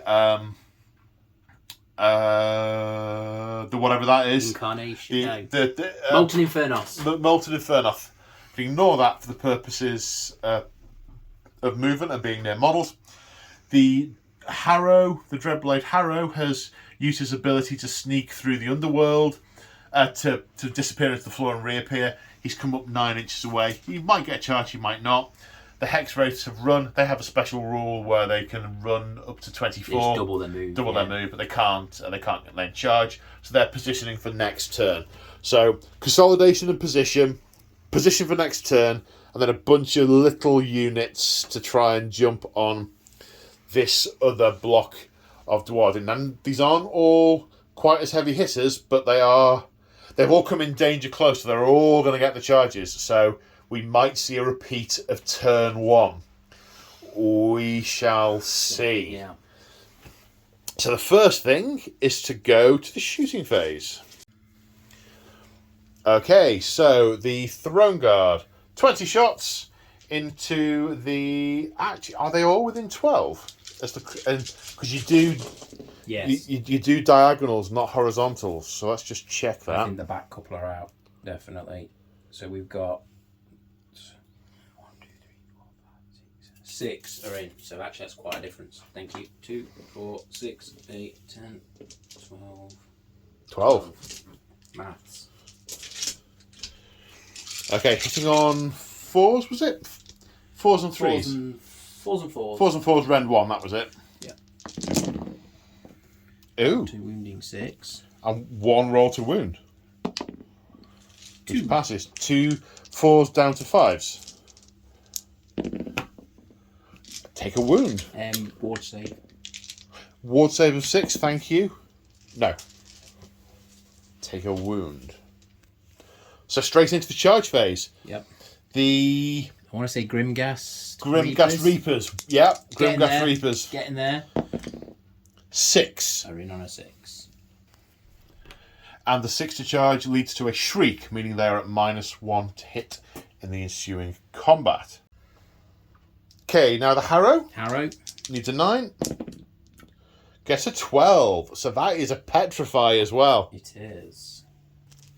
So Wave of Terror result is a Petrify, so strikes last. Now I could counter that, but I need a CP to do it. And I don't have any. Bottom. Indeed. Who's next? We'll go with the little guy on his own, the Horseface Reaper. No, the Grimghast. The Glaive Wraith Stalker. Glaive Wraith Stalker, yeah. Cool. Is he on a 7? 8. An 8 is the middle.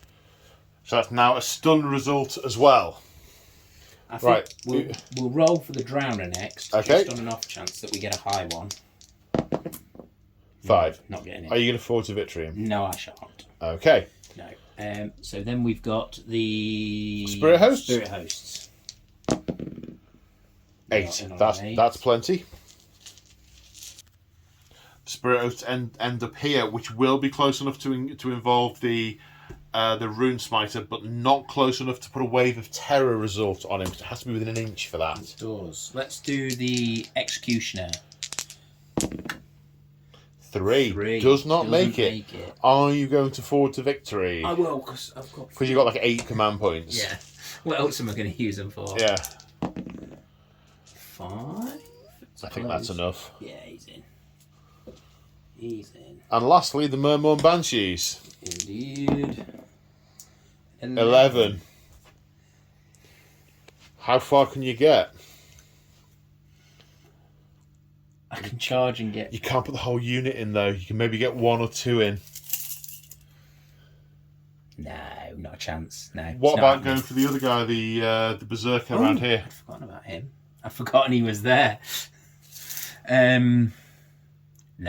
I mean, I can maybe get in the middle. I can't. I could pull him into the combat, but I can't engage him enough to petrify him. To petrify him now.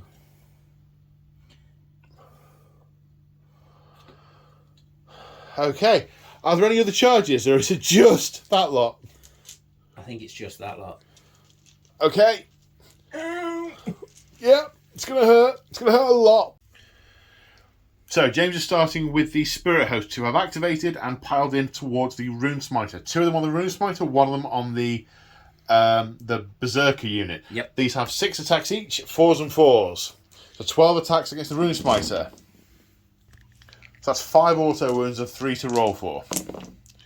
2 of which wound. So that's 7? 7 with no rend. 7 with no rend. 7 saves of 4+. Fails 2. Takes 2 damage.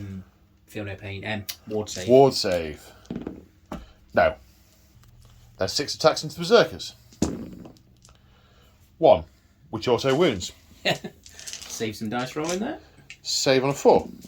No. Ward save. Yes. Makes it. Right, for what it's worth, it's my turn. The Rune Smiter hasn't been petrified, so he'll get to attack. 2 attacks hitting on 4s. 1 wounding on 3s. 1 save. Yes. You go. So the Lord Executioner is activating. He has a rule called Staring Death in the Face. He picks an enemy unit that's engaged in combat, and they're at -1 to wound because they're staring death in the face. So this unit is now -1 to hit, -1 to wound, and -1 to saves, and going last. Yeah. However, I am going to unleash my Berserk Fury, so I get to fight on death. Good call. Okay, so 5 attacks. Decapitating Great Axe. 5 attacks, 3s and 3s. So 3 hits, 1's auto wound. And 3s. So 3 in total. These are -2 damage. So they go through because 4 up save, -1. 1 -2. Yeah. -2, so that's 2 damage kill. Oh, 3 wards. 6 ward saves. Nope. Kills 3. So these 3 were killed. 2 of them were close enough, were engaged in the Banshees, so they'll fight the Banshees. 1 was only on the Executioner. So the 2 on the Banshees would be 4s and 5s is now, would be 3s and 4s is now 4s and 5s. So 1 hit. Wounds. So, no rend on the Banshees, 4 up save. Banshee, 4 up save, yep. Nope. No, ward save. Nope. No, killed a Banshee. And 1 attack on the Executioner, which misses. Now the Murmur Banshees activate and pile in.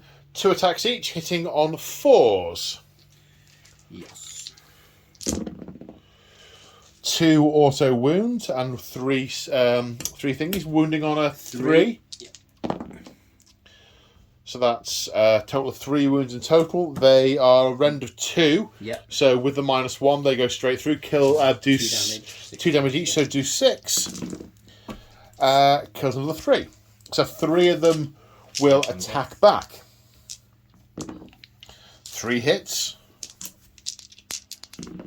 2 wounds. 2 4+ saves. Yes. So now the Dread Blade Harrow. 4 attacks. 3s and 3s. -1, 2 damage. 1 auto, 2 hits. Ooh. So 1 -1 was it? +1, 2 damage. Okay, so a six up save. No, gets through. 2 damage. 2 ward saves. 1 pass, 1 failed. Just kills the guy who was wounded, who is next to a Banshee, so he'll attack a Banshee and miss.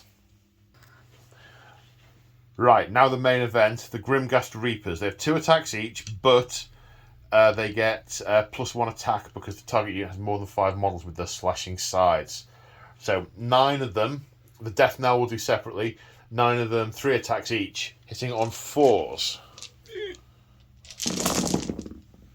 These are the 3s. So that's 5 6s and a fistful of regular hits. So rend of 11 wounds, rend of 1, stunned, so 4s go up to 6s. None. 1 damage each, ward saves of 6s. Make 3, so that's 1, 2, 3, 4 dead. And they will attack back. 1 hit, 1 wound. No. Ward save.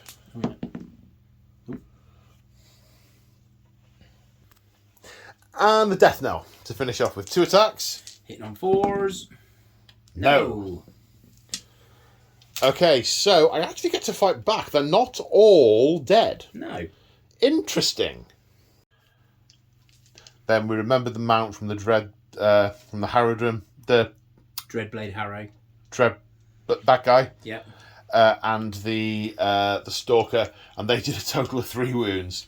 Then I've piled in to attack with my stuff. So I've got 2 into the Reapers. I've got 1, 2 into the Banshees, and he's not close enough. He's not within an inch.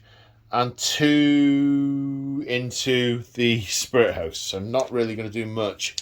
2 into the Spirit Hosts. 4s to hit because it's -1. 5s to wound. 1 save, which they make. Then 2 into the Banshees. 2 hits. No wounds. 2 into the Reapers. No hits. And that's it. Well, I say that's it. Battle Shock. How many have I got left? 1, 2, 3, 4, 5, 6, 7, 8. Which means I lost 12.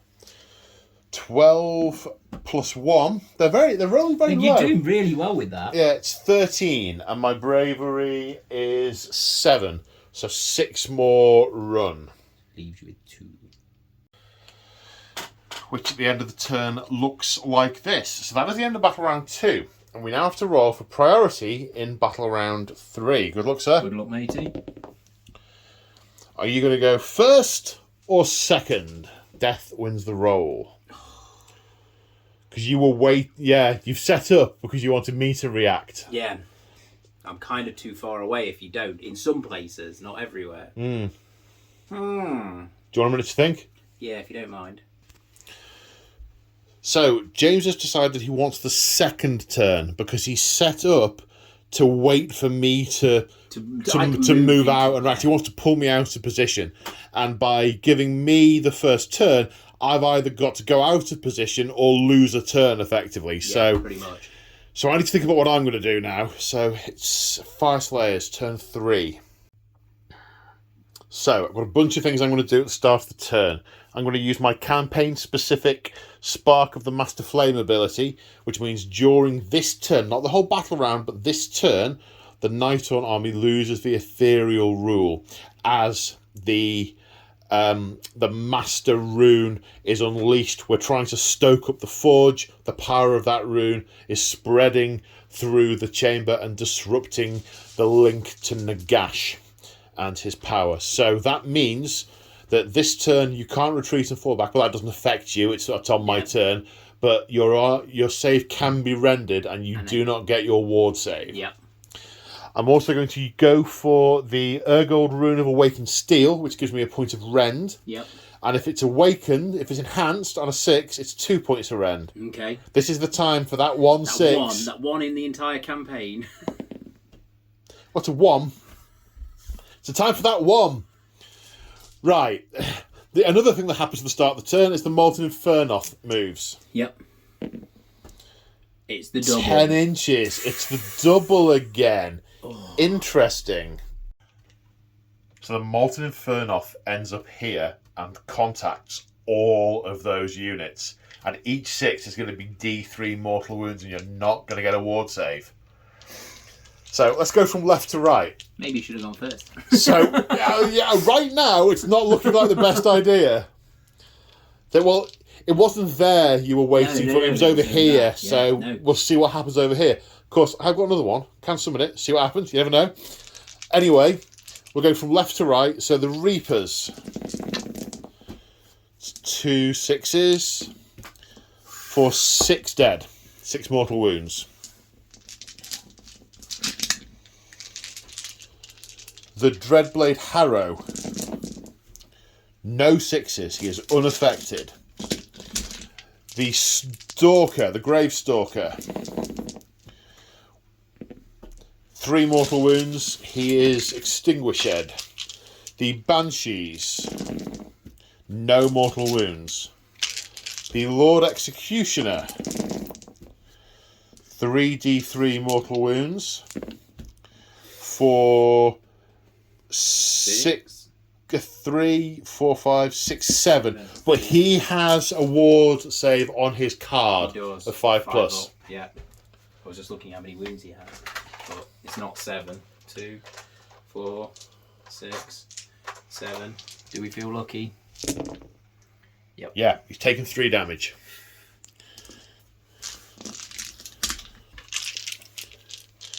And then the Spirit Hosts. No. 3 of them, not a single 6. Yeah. And then it disappears. So that could have been an awful lot worse for you. A heck of a lot worse. Right, heroic actions. This Rune Smiter has gone for heroic leadership and create a command point. The Dreadblade Harrow has gone for his finest hour because the +1 to save will apply because ethereality is turned off. Yep. Cunning. Right, so this guy is going to attempt to summon the invocation Zagron Flame Spitter on a 3. Oh, for crying out loud! And now this priest is going to attempt to invoke the other Molten Infernoth on a 4+. No. And a 1 does him a mortal wound because he's a priest. Perils. Perils of the priesthood. Yeah. So this guy is going to attempt to pray for the Volcatrix Protection E1 on a 3+. So he's always going to be... He's on his top profile this turn regardless, until my next hero phase. Right. Movement and stuff. So at the end of the movement phase, the Magma Droth has come back here to go and try and mess up those Banshees because, I don't want them getting anywhere near me. These guys have moved their full move and really don't look like they've gone any further forward. It's going to be a 7-inch charge to get to the cast. I know I can just be floated through to get to the centre, but I've got to slam into them and try and take them out. These guys also don't look like they've moved very much. The question of whether I should fall out so I can get a cleaner charge was raised. I was quite frankly offended by the notion. And then the Berserker, who I realised I forgot to fight twice with earlier, because that's totally his thing, has gone up there. And basically, I think my command points are going to be on forward to victories to get units into the right position for the fight. Yeah. I think. And these units get +1 to hit and wound when they charge, and I won't be debuffed. So I want to hit hard, especially seeing as I can rend you this turn. Yeah.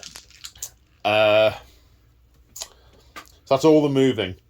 Now, shooting, the Magma Droth is putting everything into the, what they called, Dread Scythe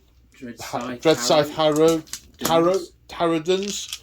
Sorry, my brain today is just not doing its thing. There's too many things that sound the same. Yeah, I know. And so there's 10 of them, so I get 10 attacks. Hitting on 2s, wounding on 3s. Hitting on 2s, 7. Sorry. Defense. Say again? All out defense. Okay. I can't normally do it, so I might as well do it while I can. Okay. And I'm wounding on 3s. Did I say? I did say that. Sorry. Just like, oh, I can do it. It's a thing. Yeah, I guess they sort of the memory of their mortal lives, them sort of dodging back and darting, realising that they're afraid. Maybe the first 2 get barbecued and the rest hide behind them. Yeah. So this has a rend. I haven't had to look at the rend of this before. Of 1. Is it all weapons? No, it's just melee weapons. So 4 saves of 4 up. Well, yes, it will still be 4 up, won't it? So 3 die. I'm going to throw a hand axe at you, which misses. Then over here, I'll just check some range. A total of 17 hand axes going into the spirit hosts. 4s and 4s. And 4s. 1 save of 4+, no rend. Yep, okay. And then 1 throwing axe into the reapers, which misses. Can the ones that are in combat throw their throwing axes as well? They can indeed. You can do all your range shooting in combat in AoS, yeah. I did. They were included, Sorry. yeah. My bad. Because it's all the same profile, I just do it all at once, yeah. Okay, now we come on to charges. Magma Droth first. 6 inches is enough to get it in. This is an 8-inch charge. The Magma Droth made it in. This is an 8-inch charge that becomes a 7 because of the Hornblower, which is made. And 20 sling shields doing mortal wounds on 6s. 1, 2, 3, 4, 5. 5 dead. 5 die. Now the Berserker gets a 4. That's enough. Now this unit. What a big number. Like that. Well, forward to victory. At least I don't have to get a look at a 7 and go, oh, do I redo it? Do I not? Yeah. I'm definitely redoing that. 11. Nice. +1 for the horn. So 12 inches. Let's see what I can get to.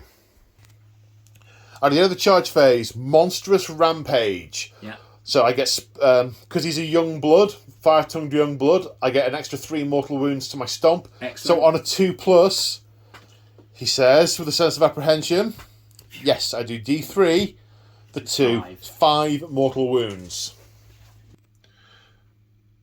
So, starting the fight phase over here, and we've done the pile-in. With it being such a long charge, the Berserkers have got quite a way in.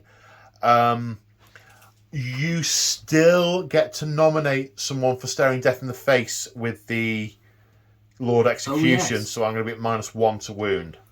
So it's the unit. It's going to be that unit, isn't it? Because he's the only thing that, Right, now, I am going to use my Berserk Fury rule, because fight on death. I'm going to fight on death. The most of them. So, yeah, because they're getting loads of buffs this turn, so I'll kill a bunch, then I'll get hit back, but then I'll hit back again. Yeah, maybe clear up what you miss. And if you want to get close enough with the Lord Execution, I've got round to him, haven't I? Of course. Yeah, you're in. Yeah, so, yeah. Right, now let's work out who's going into what unit. Yep.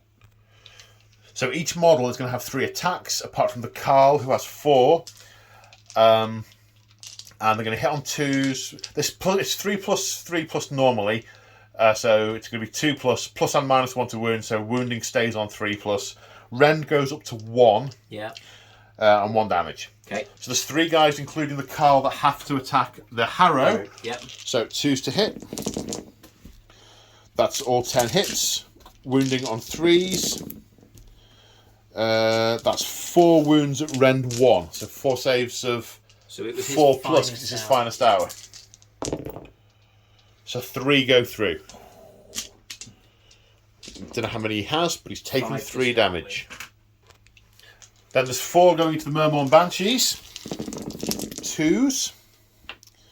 Then 3s to wound. So that's 5 at Rend 1. So 5 saves of 5+. 5 saves of 5+. 4 get through. That's the unit. Yep. Then there's 1 on the Lord Executioner. 3 hits. 2 wounds. 2 saves of not that, but he still has his 5+ ward. He does still have his 5+ ward. They're only single damage, aren't they? They are. Not on No. that. How many wounds does he have? He's already taken 3. Yeah. Has he got 5 or 6? What's his name? Lord Execution. Sorry. Lord Execution has 5 wounds. 5, so he's dead. Which then means there are 1, 2, 3, 4, 5, 6, 7, 8, 9 on the spirit hosts. And then into the spirit hosts.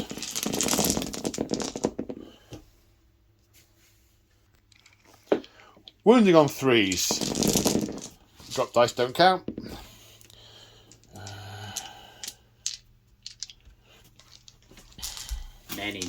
5, 10, 15 at -1.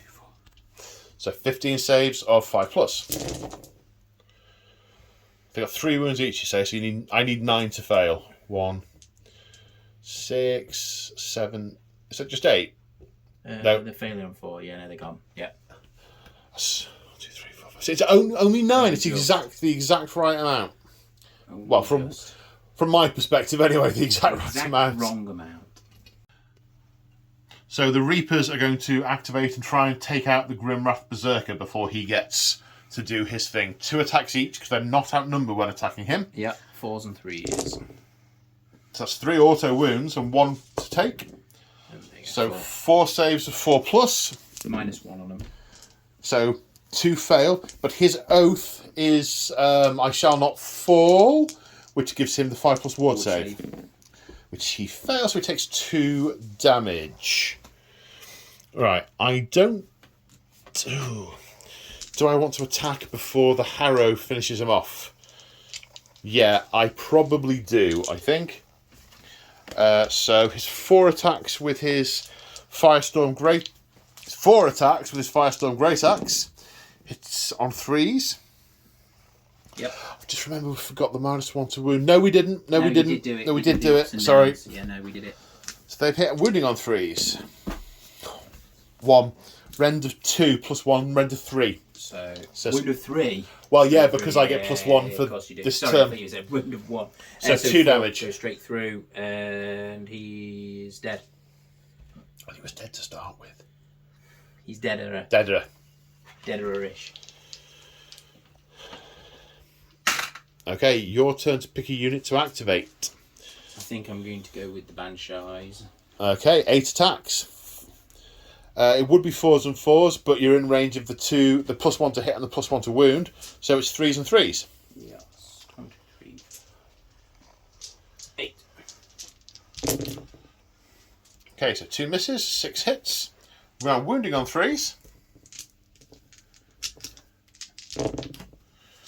5 wounds. No rend. Saves of 4+. 3 go through. 3 damage taken. In which case, I will activate the Volkite Berserkers and pile into the Chain Rasps.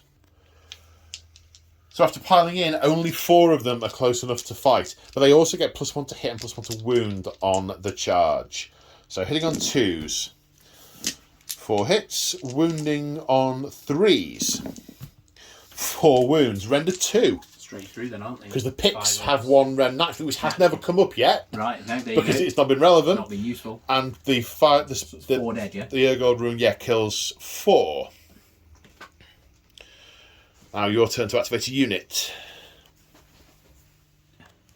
3s. So 4 of them with 2 attacks each, 4s and 4s normally, but because of another link in the chain, they're +1 to hit, and the Beacon of Nagashazar, they have the Beacon of Nagashazar. It's not his lantern. His lantern. It's 3s and 3s. Yeah. 6 hits, 1 auto wound.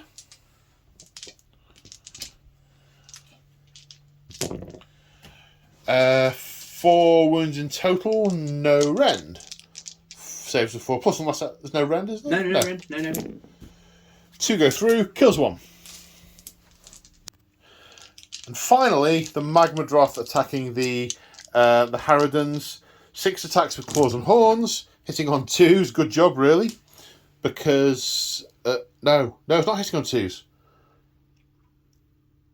No, it's not hitting on 2s. Because you're still on your top profile. Yeah, I am, but it's hitting on 3s. It was only 2s over there because they have +1 to hit for charging. It's a unit type thing. Right. So it's only 1 hit. Wounding on a 3. No. Okay. The Blazing Maw hits on 4s. 2 hits. Wounding on 2s. 1. It's rend of 2, but it's not a steel weapon. I'm going to say that doesn't benefit from the rune because it's not a steel weapon. Right. Okay. So 2 6, saves of 6. 2 saves of 6. Nope. D3 wounds each for 4. They're dead. Which gets them. You need to fight twice with your berserker. So I do. I think, do I have to roll to... Is it on a 2+? Yes, it is on a 2+. I get to fight again. Okay. Yes. 4 attacks. 3s and 3s. 2 at -3, 2 damage each. So 4 damage. Straight through then, aren't they? Yeah. No saving that. Get that off his hair. That ability to turn off your ethereality. Really useful. Yeah. Yeah, definitely. And that's it. It's just Battle Shock now. I think it's just the chain rasps. Yeah. How many did you lose? Many. 2, 4, 6, 8, 9. Oh, all right. Rob. Unless you want to spend a command point to make them... I probably should have fought victory. Do that.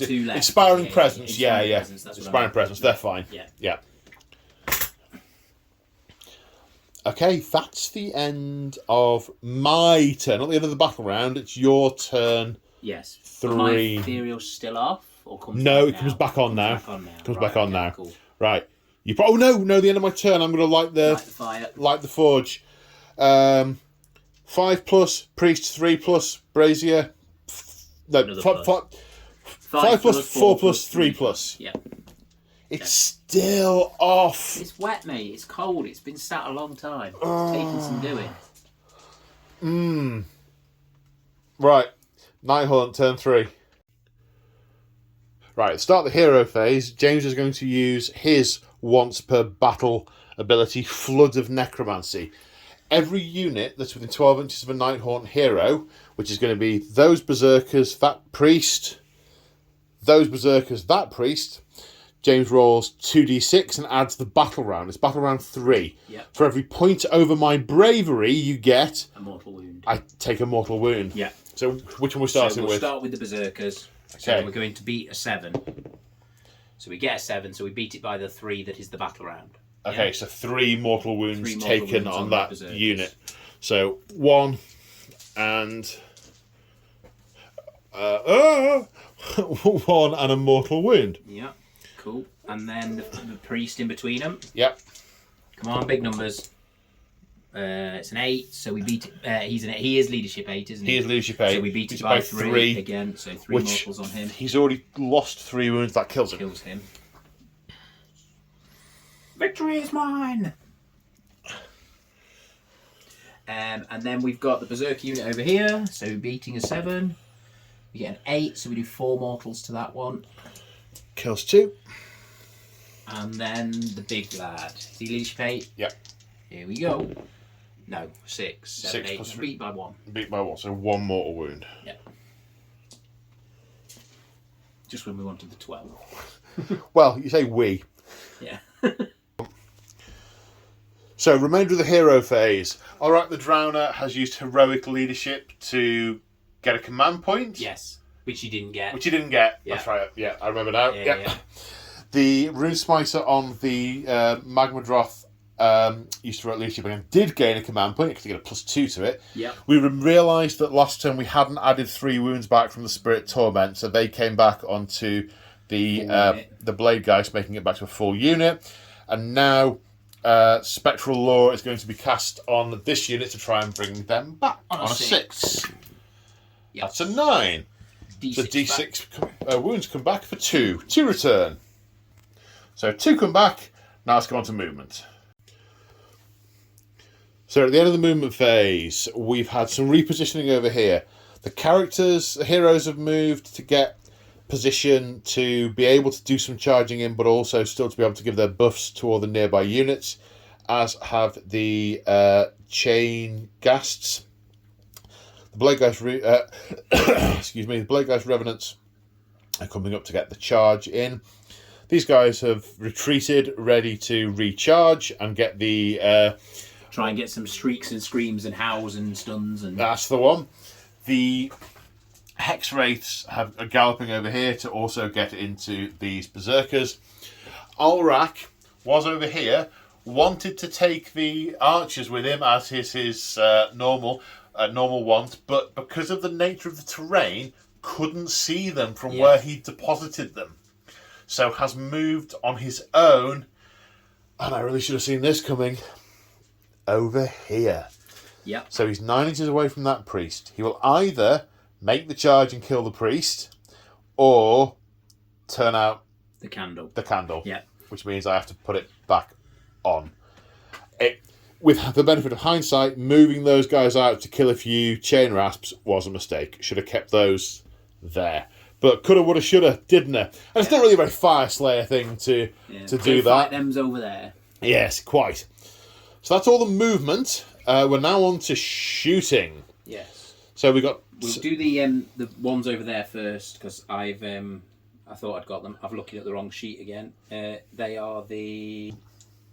So 4 attacks with the chain ghasts, 4s and 3s. Into the magma drop. 1, which automatically wounds. Magma drop -2. Saves on a 6. No. 1 damage. 1 damage taken. Cool. So now it's 20 shots from the Throne Guard, 4s and 4s into the Berserkers. 4 auto wounds, 7 to roll. So that's 2 more, 6 saves in total. That's -1. Yep. 5s become 6s. And then ward saves. 1 of which is passed. 2 die. Right, charge phase. We're starting with the Hex Wraiths because they need to be in this unit here, otherwise the Chain Rasps won't survive. Yep. So may need the reroll. On a 6. Because now We make it on a 6. James only has the 1 command point, but they make it. And on a 2+, they do D3 mortal wounds. For 3 mortal wounds. Just realised I'm getting my turns mixed up. These guys didn't have a ward save because they had the rending thing, so that pass wasn't a pass, it was a fail and a dead guy. Then the Chain Rasps into the same squad. No, well... They fell back 3, so they make it... They have to be more than 3 away. So base to base leaving moves you 3 away, and then 3 moves you back in? Is that right? You can't be within 3 inches. I think... I know 2 fails. I remember from back in the day, it was always, they have to be more than 3 inches. So, that's right, because you only have to end up within half an inch. Right. That's why it works. Yes. They do make it. They do make it, yes. Just, but that doesn't give them any extra buff on their thing. Oh, of course, it starts at 4, doesn't it? A 3 is disappointing for Nighthaunts. Not that scary at all. Right, so now the Chain Ghasts are going to charge. A 5, that's also a shriek. And in. Right, next unit. Character. Spirit Torment. 7. That's another shriek. Okay. Then. Next character. The Guardian of Souls. 5. It's another shriek. Uh-oh. Then the Revenants. Come on, Revenants, do your job. Yes, no, That's yes, 10, 10. it is, that's enough. Is that a Petrify? I think that's a Petrify. Oh. Yeah, 10+. Oh no, I don't want it to be a Petrify, James. Petrified! No. Petrified! Yeah, that's not the words, is it? No. And they end up here. That's the end of the charge phase. And he is petrified and is going to strike last. I do get to stomp, though, on a 2+. Yeah. For D3 mortal wounds. For an extra 2 + 3 because I'm a thingy blood. 5 damage on the Blade Geists. And you ward save one of them. 4 die.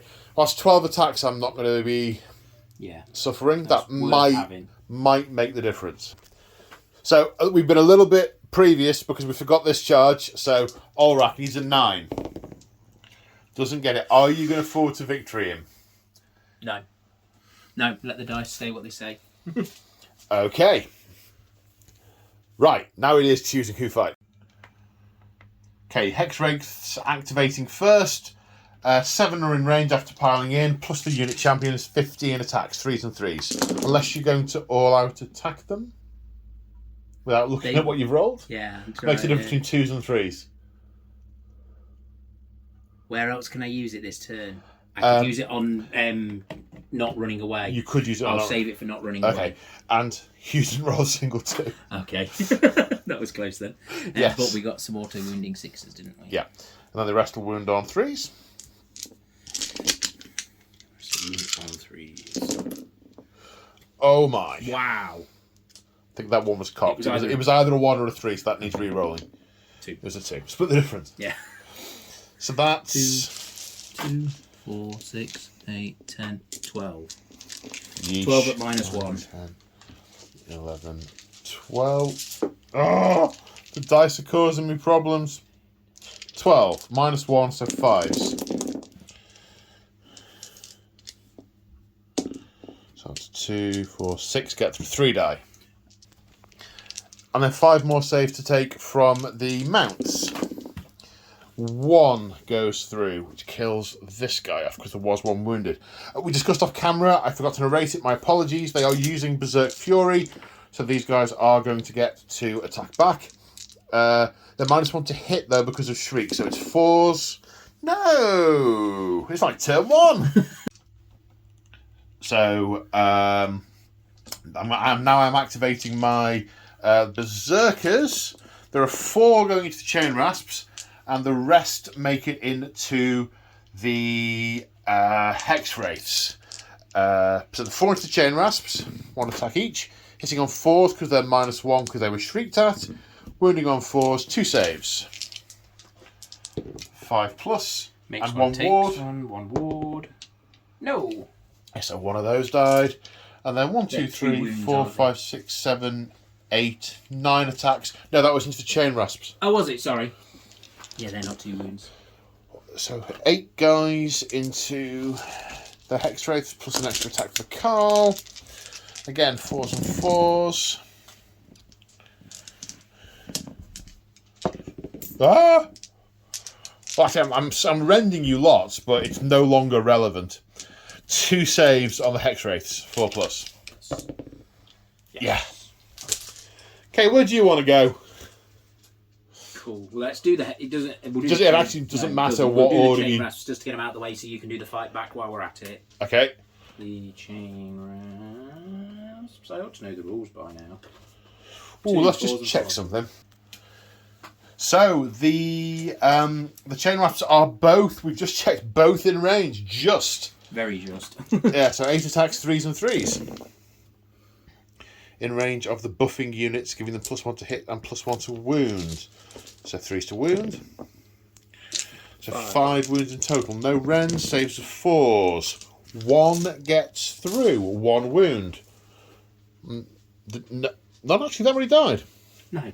Well, I mean, they did. That's why you missed, mate. You're facing the wrong way. That'll do it. Yeah. I say not many died. I've lost like 5 out the unit, 5 or 6. So that's the problem. Then there's all this going on here. I've got 3 words for you. All out defence. Okie dokie. So we've got you, and you. It'll still buff all So the Spirit Torment has activated and moved round to try and let more of the blade gas through, and attacking 3 times. He's hitting on 3s becoming 2s. These are all 2s, aren't they? Because they're all buffing each other. They're all buffing each other. Yeah. So this is 2s and 2s. Lovely. 3. 2. These are -2 damage. Okay, +1, -2, so saves of 5s. Pass 1, 2 go through, so that is 2 damage taken. So does he get mortal, wounded back on your... So my Molten Blood, which I forgot earlier. 4s plus 1. Takes 1 mortal wound. Ward save of 6. Nope. takes a point of damage. Okay. Who's next? Next up, we'll do you. Guardian of Souls. Souls, move around. He is also 3 attacks, hitting on 2s and 2s. 2 hits, 1 auto wounds. 2 in total, Ren. -1. -1, so +1, -1, back to 4s. 1 gets through. 2 damage. 2 damage, takes up to 9 taken. Lava Blood. 1 mortal wound. Does he ignore it on a 6? Nope.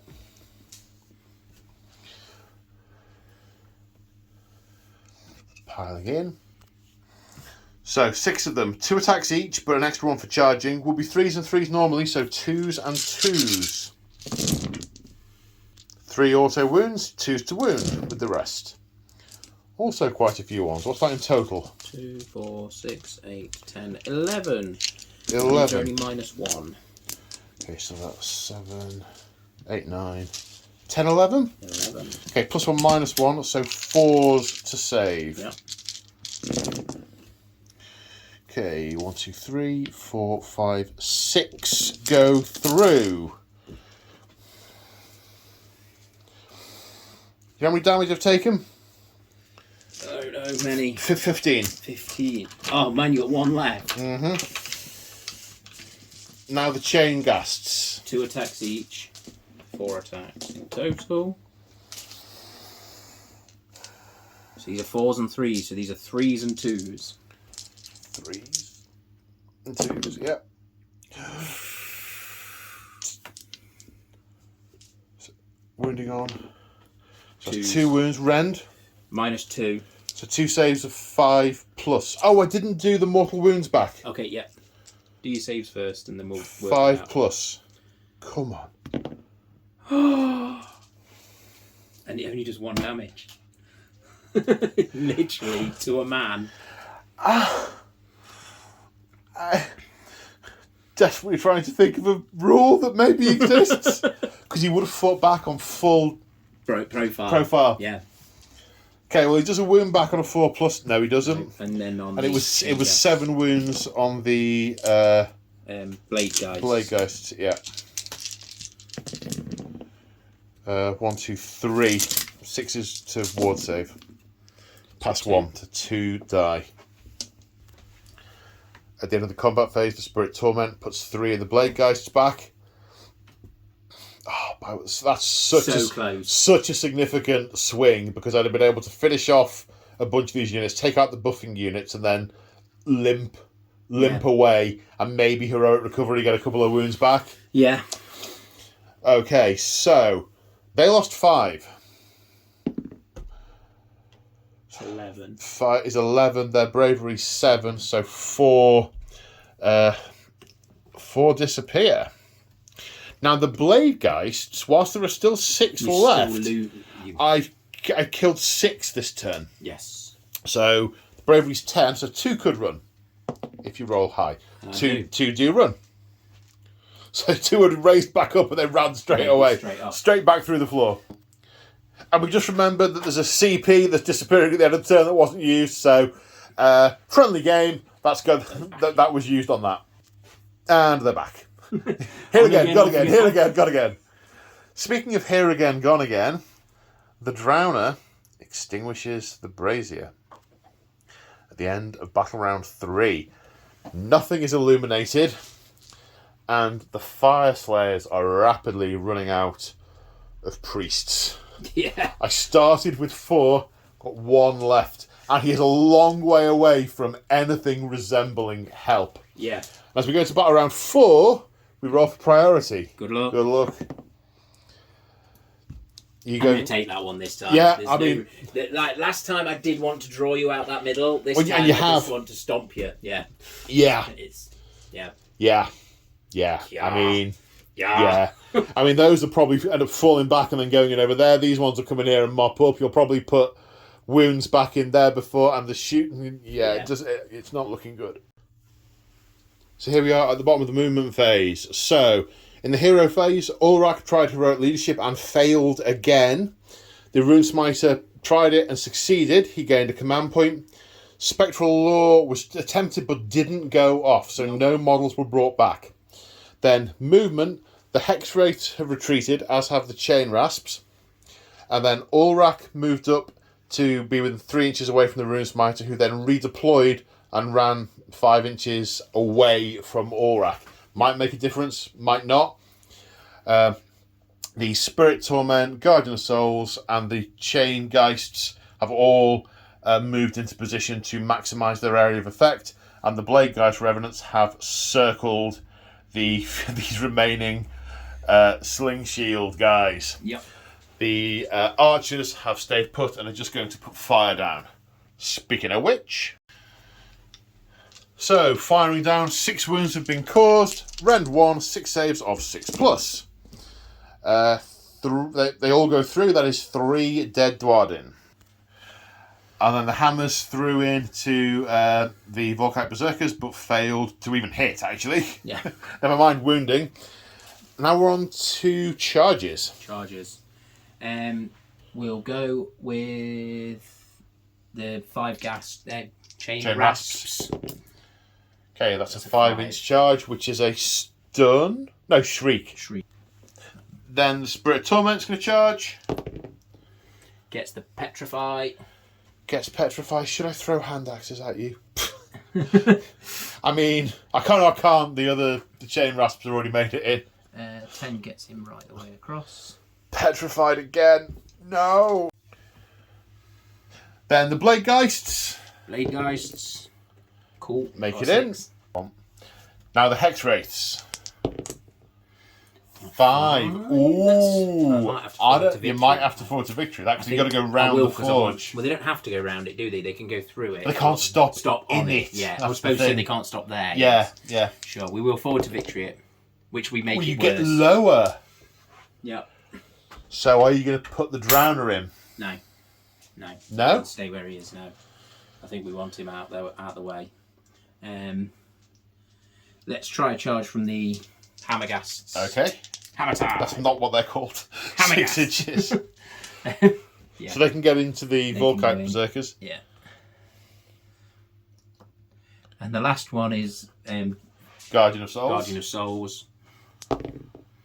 No. He doesn't even You make can forge it. a victory if you No, want I'm to. good. He's fine. No, they're good. He's doing his buff. He's doing his thing. Okay. Do you know where you're starting? What's over here? And in fact, there. I'm fighting last. Yeah. So I've got... How many CP have I got left for the end of the game? 2. All out defense. Okay. Going for it. Oh! I can fierce counterattack. Can you do it twice?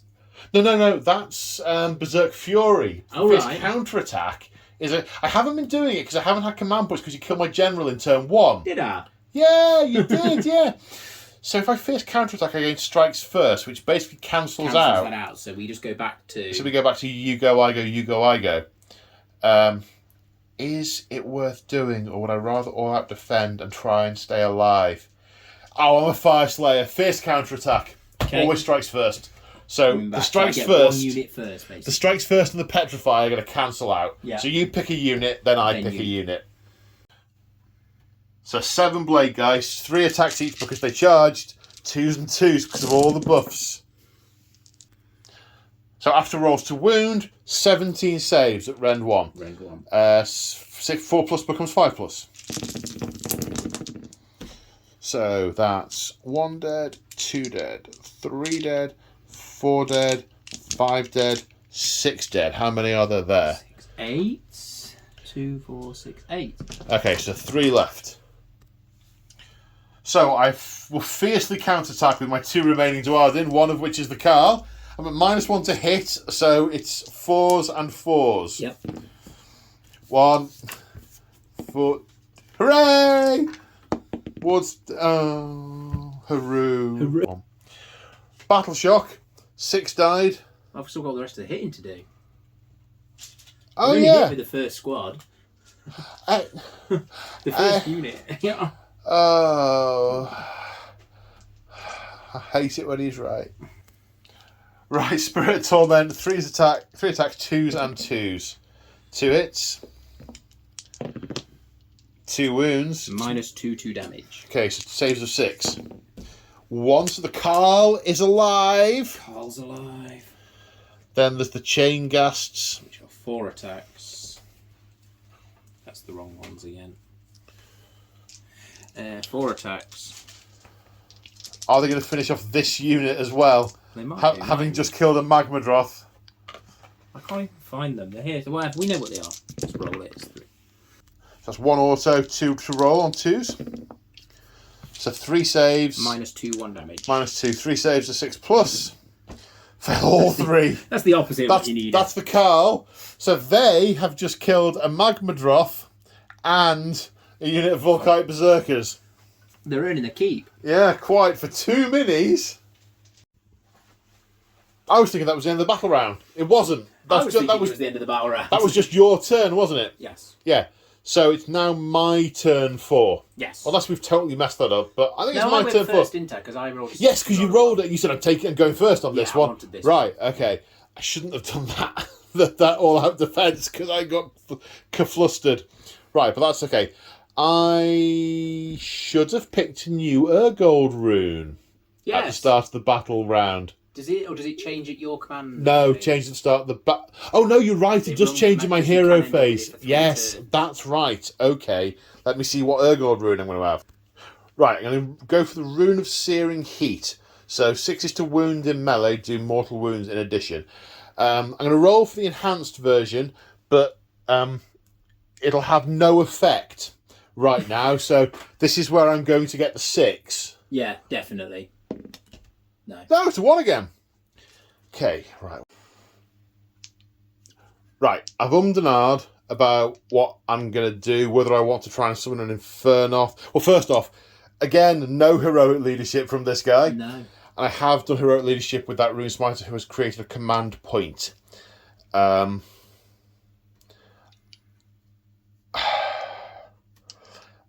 think I'm going to use the Prayer of Ash because it's got an 18-inch range, and I get to re-roll.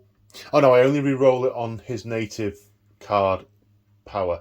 On is it 3+ Prayer of Ash? 4+. So on a 4+, I can play it on them. I've got an 18-inch range, and they'll be -1 to be wounded. I'm then relying on getting a long bomb charge, and I need to use my command points for re-rolls. Yeah. So I'm going to go for Prayer of Ash on a 4+, and I take a mortal wound because Grimnir's unhappy, evidently. Not impressed. Not impressed. Okay, so movement. Okay, so shuffle 4 inches forward by full move. When I want to charging, it's that's where we're at. Would you mind just how far does the Grim Ghast Berserk Grimwrath? Grimghast? Grimwrath. 8. He's 8. So he needs an 8-inch charge. That's a 6. Forward to victory. Yep. That's a 10. So he's in. That's So it's a 9-inch charge to the other berserkers. I guess if I don't make it, I get to try and light that. Yeah. That thing. 9. It's an 11. Ooh. They are in. So after charging and piling in, they end up here. Managed to get 7 of them in, which is 21 attacks plus 1 for the Carl. 22 attacks. Because I've charged, it's going to be 2s and 2s. Yep. I can't do anything about your armour, but Yeah. you know. But you can discorporate if you want to increase your ward save, which you probably do. Now's the time to do that. Yeah. Now's the time. Yeah, definitely. It's your 1 CP though, I think. I don't know if you got 1 or 2. I've got 1 left. Okay. So 2s and 2s. There's no point in me all out attacking with my remaining command point because I didn't need to use one of them. Yeah, I will. It's So- one command point, and I will discorporate. Okay, right. 2s and 2s.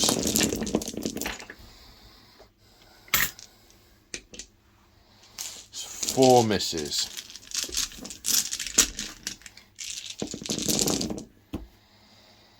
5 misses. So 22 minus 5 is 17 saves of 4+. 17 saves of 4+ with a ward of 5. That looks like about average. Although you have knocked my wound over onto 3. It's a sneaky way of trying to kill me. I'm writing my name in a book. Got to do it somehow. He says. Threes. The number of Dwardin corpses in the room. So then these are on 4 ups, yeah? They're 5 upwards. Sorry, yeah. So how many got lose through? 2.5. Okay, 2.5. And we've just been back and checked because I forgot. There were 2 6s to wounds for Rune of Searing Heat. That's 2 mortal wounds, which both get through. So finishes that one off and moves the wound back onto another. Right, your turn to activate a unit. Is it going to be the Hex Raid? It might be the Hex Raid. Okay. Okay, so there's 3 going into the Grimwrath Berserker and 4 going into the Volkite Berserkers. The unit is within range of the Chain Ghasts, but not within range of the Guardian of Souls, so it's getting +1 to hit, but not +1 to wound. Yep. 6 attacks with the sides into the Berserker. So yes. Hitting on 2s. It would have been 3s, but it's now 2s. Yeah, so they all hit, 1 auto wound. Yep. And then these are 3s, yes. So that's 5. Yeah. And -1 damage. Round 1. Okay, so saving on 4s after the 5s after the minus. 1 save. That's 4 wounds. He's taken how much damage already? 2 already. He has a 5+ ward. Takes another 3. He's got 1 wound left. So he has 6, does he? Yeah. Yeah, cool. Horses. And then horses. I did think about all out defending him, sort of parrying with his axe, but didn't seem quite right. Oh, 3. Yeah, hit on 3s. 1 auto wound. And wounded on 4s though. So 2 with no rend. 2 saves of 4+. Come on, don't go the same way the Magmadroth did. Ward 1 save. gets through. Ward save of 5+. Please, Grimnir. Blood and gold. Grimnir, you ruddy suck. But he does, however, fight on death. And I was going to do this anyway. I'm all out attacking with him. Yeah. Otherwise, I'd have got to fight with him twice. And then he'd have died, yeah. Yeah. Okay. 2s. And wounding on 3s. Grimnir, I refer you back to sucking. Nothing at all. Oh, no. Okay, so the sides into the other Berserkers. Hitting on 2s. Miss, 1 auto wound. And wounding on 3s. Not being able to take out those buffing units has been hard work for you, hasn't it? Yeah, it has. Yeah. That's right. 2, 4, 6. 6 saves at round 1. Yep. So saves of 6. 3 saves. 1.5. Oh, half of him just for ease. And then the horses. These are on 3s. Ooh, not like that, they're not. And 4s. So 2. No rend. They're fine. They take 3 wounds, yeah. and the other guy dies. Oh yeah, better take his corpse off the table. Just scrape him out. Thank you. So battle shock. I lost 4. 5 and 4 is 9. Minus 7, so 2 run the injured one and someone else. Yeah. They probably just sort of run off hacking at other Random things. Ghosts in the air. Yeah. You lost 3. You can't fail because your bravery's 10. Yeah. How many do I have left on the objective? 1, 2, 3, 4, 5, 6, 7, 8, 9, 10, 11. Okay, I outnumber you, so I can attempt to light it. Will you light the fire, please? 5 plus +1 for a priest. Yep. The 4+ is the 3rd attempt to light the forge. Has he got it going yet? No. Grimnir has forsaken us. Yeah. So at the end of battle round 4, we roll for priority. Good luck. Oh. Right. Ooh. Do you want the double or not? Because you could light the fire afterwards, and I can't do anything about it. I won't be there afterwards. These guys will go back to unit 10. They'll come through here as well, and you can fall back, and you'll get the charge. Yeah. To take all my stuff away. If I can hack a load of those down. Move him this way, light this, use them to light that, maybe have 2 lit. Well, no, I won't get... If he moves over there to light that, I won't have the +1 for a priest being next to this, so the net result will be the same. Yeah. Of course. But what I might be able to do with him is conjure up something nasty. Okay. So hero phase. Got a command point from the Rune Smiter. Heroic recovery on the Spirit Torment to get that wound back. We remembered he didn't put his models back from last turn, so he healed one wound that was on the Hex Wraiths and brought one of them back. Yep. The last thing to do in the hero phase is to attempt to summon a Molten Infernoth, because that could make a difference on a 4+. I mean, it's a long shot, 4+. 50-50 gets it. So I get it. Wholly within 12 inches. Now it moves. Want a big high double. 9. Still good. It's good. It's not a double, but it's good. Now the question is, do I think I can plink some of these to death? Or do I want to do damage to the Hex Wraiths? You could come backwards and do it to Ulrek and the Hex Wraiths. I'm not going to kill Ulrek. There's not a lot of point in doing that. It's either softening... In which case you might as well go there then, hadn't you, and do them and them. If I can get within 3 inches... I'll see how far I can get. Okay, managed to get the Revenants, the Spirit Torment, the Chain Geists, the Chain Rasps, and... Everything. An awful lot. So let's go from right to left this time. Okay. The Hex Wraith. So 1 mortal wound per 6. So 1 mortal wound in a Hex Wraith. You don't know, because that was only for the thing. Yeah. Okay, so mortal wound on a Hex Wraith. Would you mind doing the honours with the dice, please, mate? Yeah, no worries. Okay, then on those chain ghasts. The two guys. The 2 guys. 4 6s here would be lovely. But then again, you'd probably... roll for 5 6s. Yeah. 3 6s. Okay, so one of them's dead. Then the Spirit Torment. 2 saves, 2 ward saves. No. He takes 2 damage. Then the Bladegeist Revenants takes 1 ward save. No, kills one. Then the Chain Rasps. 2. Oh. Yeah. It's when you get the double for the move that each one of those is D3 that it's massive. Right, movement. There is no move except maybe to move me further away from Ulrek the Drowner with the Priest. Yeah. Just realised I haven't picked my Urgold rune. I'm going to go for the Rune of Fury. Do I get the enhanced version? Yes! I do. That is +1 to hit is the regular one. Yeah. +1 attack for every... Oh, nice. So it's as if you've charged. It's as if I've charged. Yeah, right. Now hand axes. There are 13 hand axes to throw. 4s and 4s.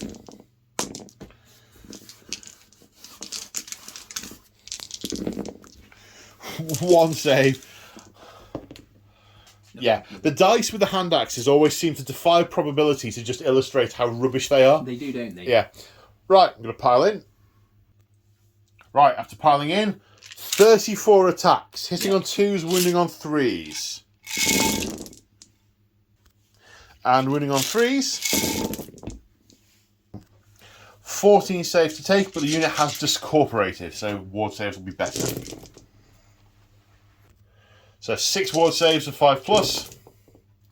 1. Oh, 2. So kills 2 Hex Wraiths. Okay. One's already taken a wound. Feels disappointing.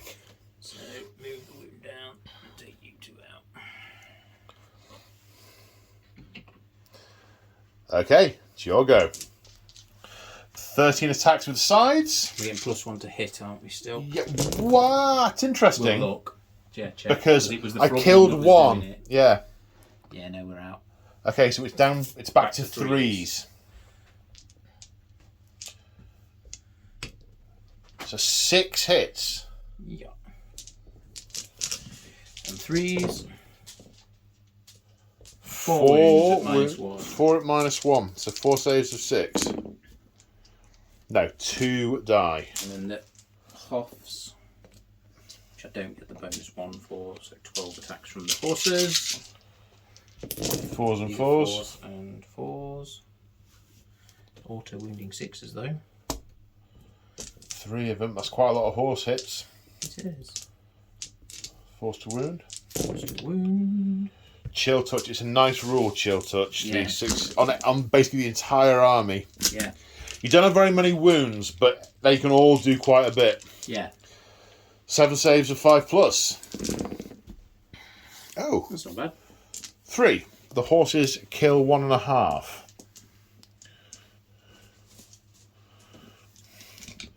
So I have lost 3. I lost 2. You can't fail. I don't fail on 3. 4 and 3 is 7. Yeah. So I don't lose any. No. End of combat, I heal a wound and put 1 back. Put 1 back. Yeah. Because of that pesky spirit torment not being dead. Yep. I have 1, 2, 3, 4, 5, 6, 7, 8, 9. The priest counts as 2 because he's got more wounds. Yep. So I've got 11 models on the objective. You have fewer. I can attempt to light The fire, the men, and Master Forge. If I light it, I've got a turn to put you've down. got a turn to put down. If I don't light it, it's a Nighthaunt victory, and we are scoured from existence. Good luck. Need a 4+. It's a 3. And with the forge still cold and none of the braziers lit, that is a major victory for the Nighthaunt. Technically a turn to play, but I cannot change it from being a major Nighthaunt victory. No. And this lodge is scoured from the face of Shaiish. Lady Olinda's plan, executed by the Drowner, expertly executed, has ground this lodge down by attrition, taking some of them down, falling back, letting them gain ground, ambushing, taking down. The last survivors have come to try and light the forge, and they've been scoured from existence. All of their civilians will be back at their village. There will be a few fighters with them, but not many, and the remaining Nighthaunt will pour out and scour them from the face of Shaiish, never to be seen in the mortal realms again, heading straight to their underworld, where Nagash will use their soul energy to empower his recovery after Teclis sent him packing from the realm of light. And that was the fate of the Forge Fire. The Forge Fire was snuffed out. It was. By the Nighthaunt. So there we go. It got close in the end, didn't it? It got close in the end. After turn 1, I thought I was screwed. I thought I was royally screwed. Because there are some units with the Fyreslayers that are really good. Yeah.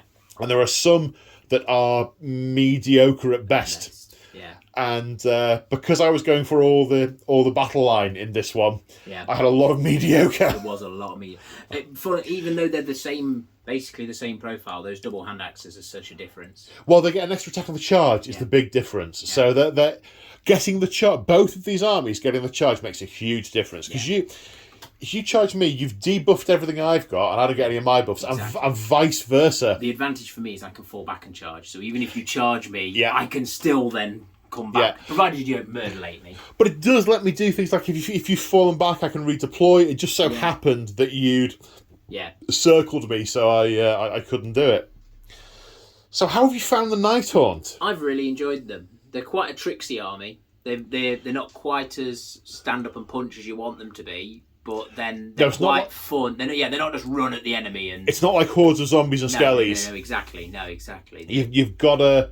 And you've got to use their mobility, you've got to play them a bit tricksy. If you try and just stand in front of the enemy, they just die. And they're really big on their heroes. I find that with all the death armies, you need lots of heroes in death armies.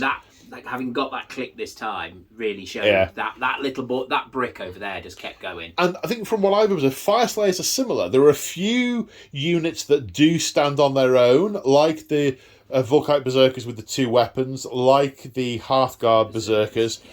Everything else, though, you really need your buffs. You need your buffs. You need your heroes. You need your battlesmiths. Yeah. You need your flame guard. We both said this halfway through, didn't we? Like, you bring in 4 priests because it fit the story.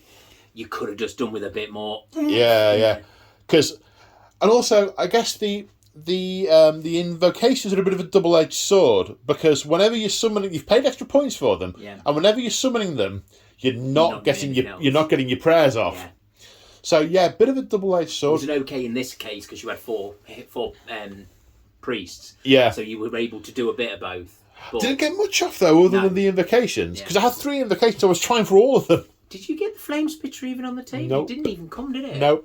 No, I wasn't in position to be able to do it. There was no point in putting it over here because it was behind the wall. You have to use, in order for it to work. It stays still; it doesn't move. Yeah. And in order for it to work each turn, you have to have a priest within 6 inches of it. Right. So there's very little point in me starting it over there and then moving over here. No, that's quite a commitment, isn't it? Then you're leaving behind a 100 and some point hero. Yeah. To basically babysit a flamethrower. And given those heroes were ones that are buff, that are able to light the fire. I suppose they would have been good, if you'd have got into that middle with everything as a brick. Well, I tried. That was the idea. And then you could drop that in there. Your priests are still there. They don't need to actually do anything with it. They just need to stay near Until we deployed, I didn't appreciate how far away from the middle of the table I actually was. Because you look at the battle plan, you think, oh yeah, I'm right there. Yeah. 2 turns, I'll be right in the middle, and being pushed back to 9 inches, you were with a 4-inch move. Yeah, it was because you had 18 inches of deployment and it said deploy 9 inches back. Yeah, so you're in a 9-inch ball. It's a massive. That's a turn and a half of running. that's really tired, Dwardin. Yeah. I did think of there's a command trait that lets you use an Urgol room more than once. And I did think about taking that one. I took the Magmadroth on death one in the end. Yeah. But I could have, if I'd taken that one, I could have used the movement rune twice, again. And having my general just taken out in turn 1 on the edge. Much, but then you've not got the command points because you've lost when I was thinking, you off guard with where I went and what I did. I know. I kind of thought you'd sort of come towards me and then start harrying me at the sides with various units. I didn't expect you to do a wholesale redeploy and just totally mug one flank. But I think as brutal as that was, and as almost mean as it was, it was the right tactic. But I think you'd have actually won this if I'd have split my force, gone both ways. You'd have been hitting me here, there, and everywhere. You'd have got more charges in on me. I was once I'd cleared a corner, I was much more able to control when I got my charges. Yeah, potentially, yeah. But I think you'd have pinned me further away, so I got a lot of stuff in the middle at the end. Yeah. Because you just let me move. Because your stuff wasn't running away, and if you sort of drip fed the reinforcements on, maybe, I don't know. Because a lot of my units weren't doing much damage. The Volkite Berserkers with sling shields, if you charge them, you get your 1-inch range, you're getting like 2 or 3 attacks in, and that's it. So you're not wiping out units. Yeah, exactly. Yeah, it's fun. It was a lot of fun. Really enjoyed the Fyreslayers and Nighthaunts are so similar in many ways in the way you have to play them. Yeah. It was a really good challenge to, it's a bit cat and mouse. Yeah, definitely. You had the mobility, but I had extra wounds. More durable. Yeah. And the ability to really hype your punch when you need it to. And you had units that buffed things, but I had no real way of sniping at them and taking them out. Definitely. Those buffs just they made it for you. Yeah. They made it for you. Yeah.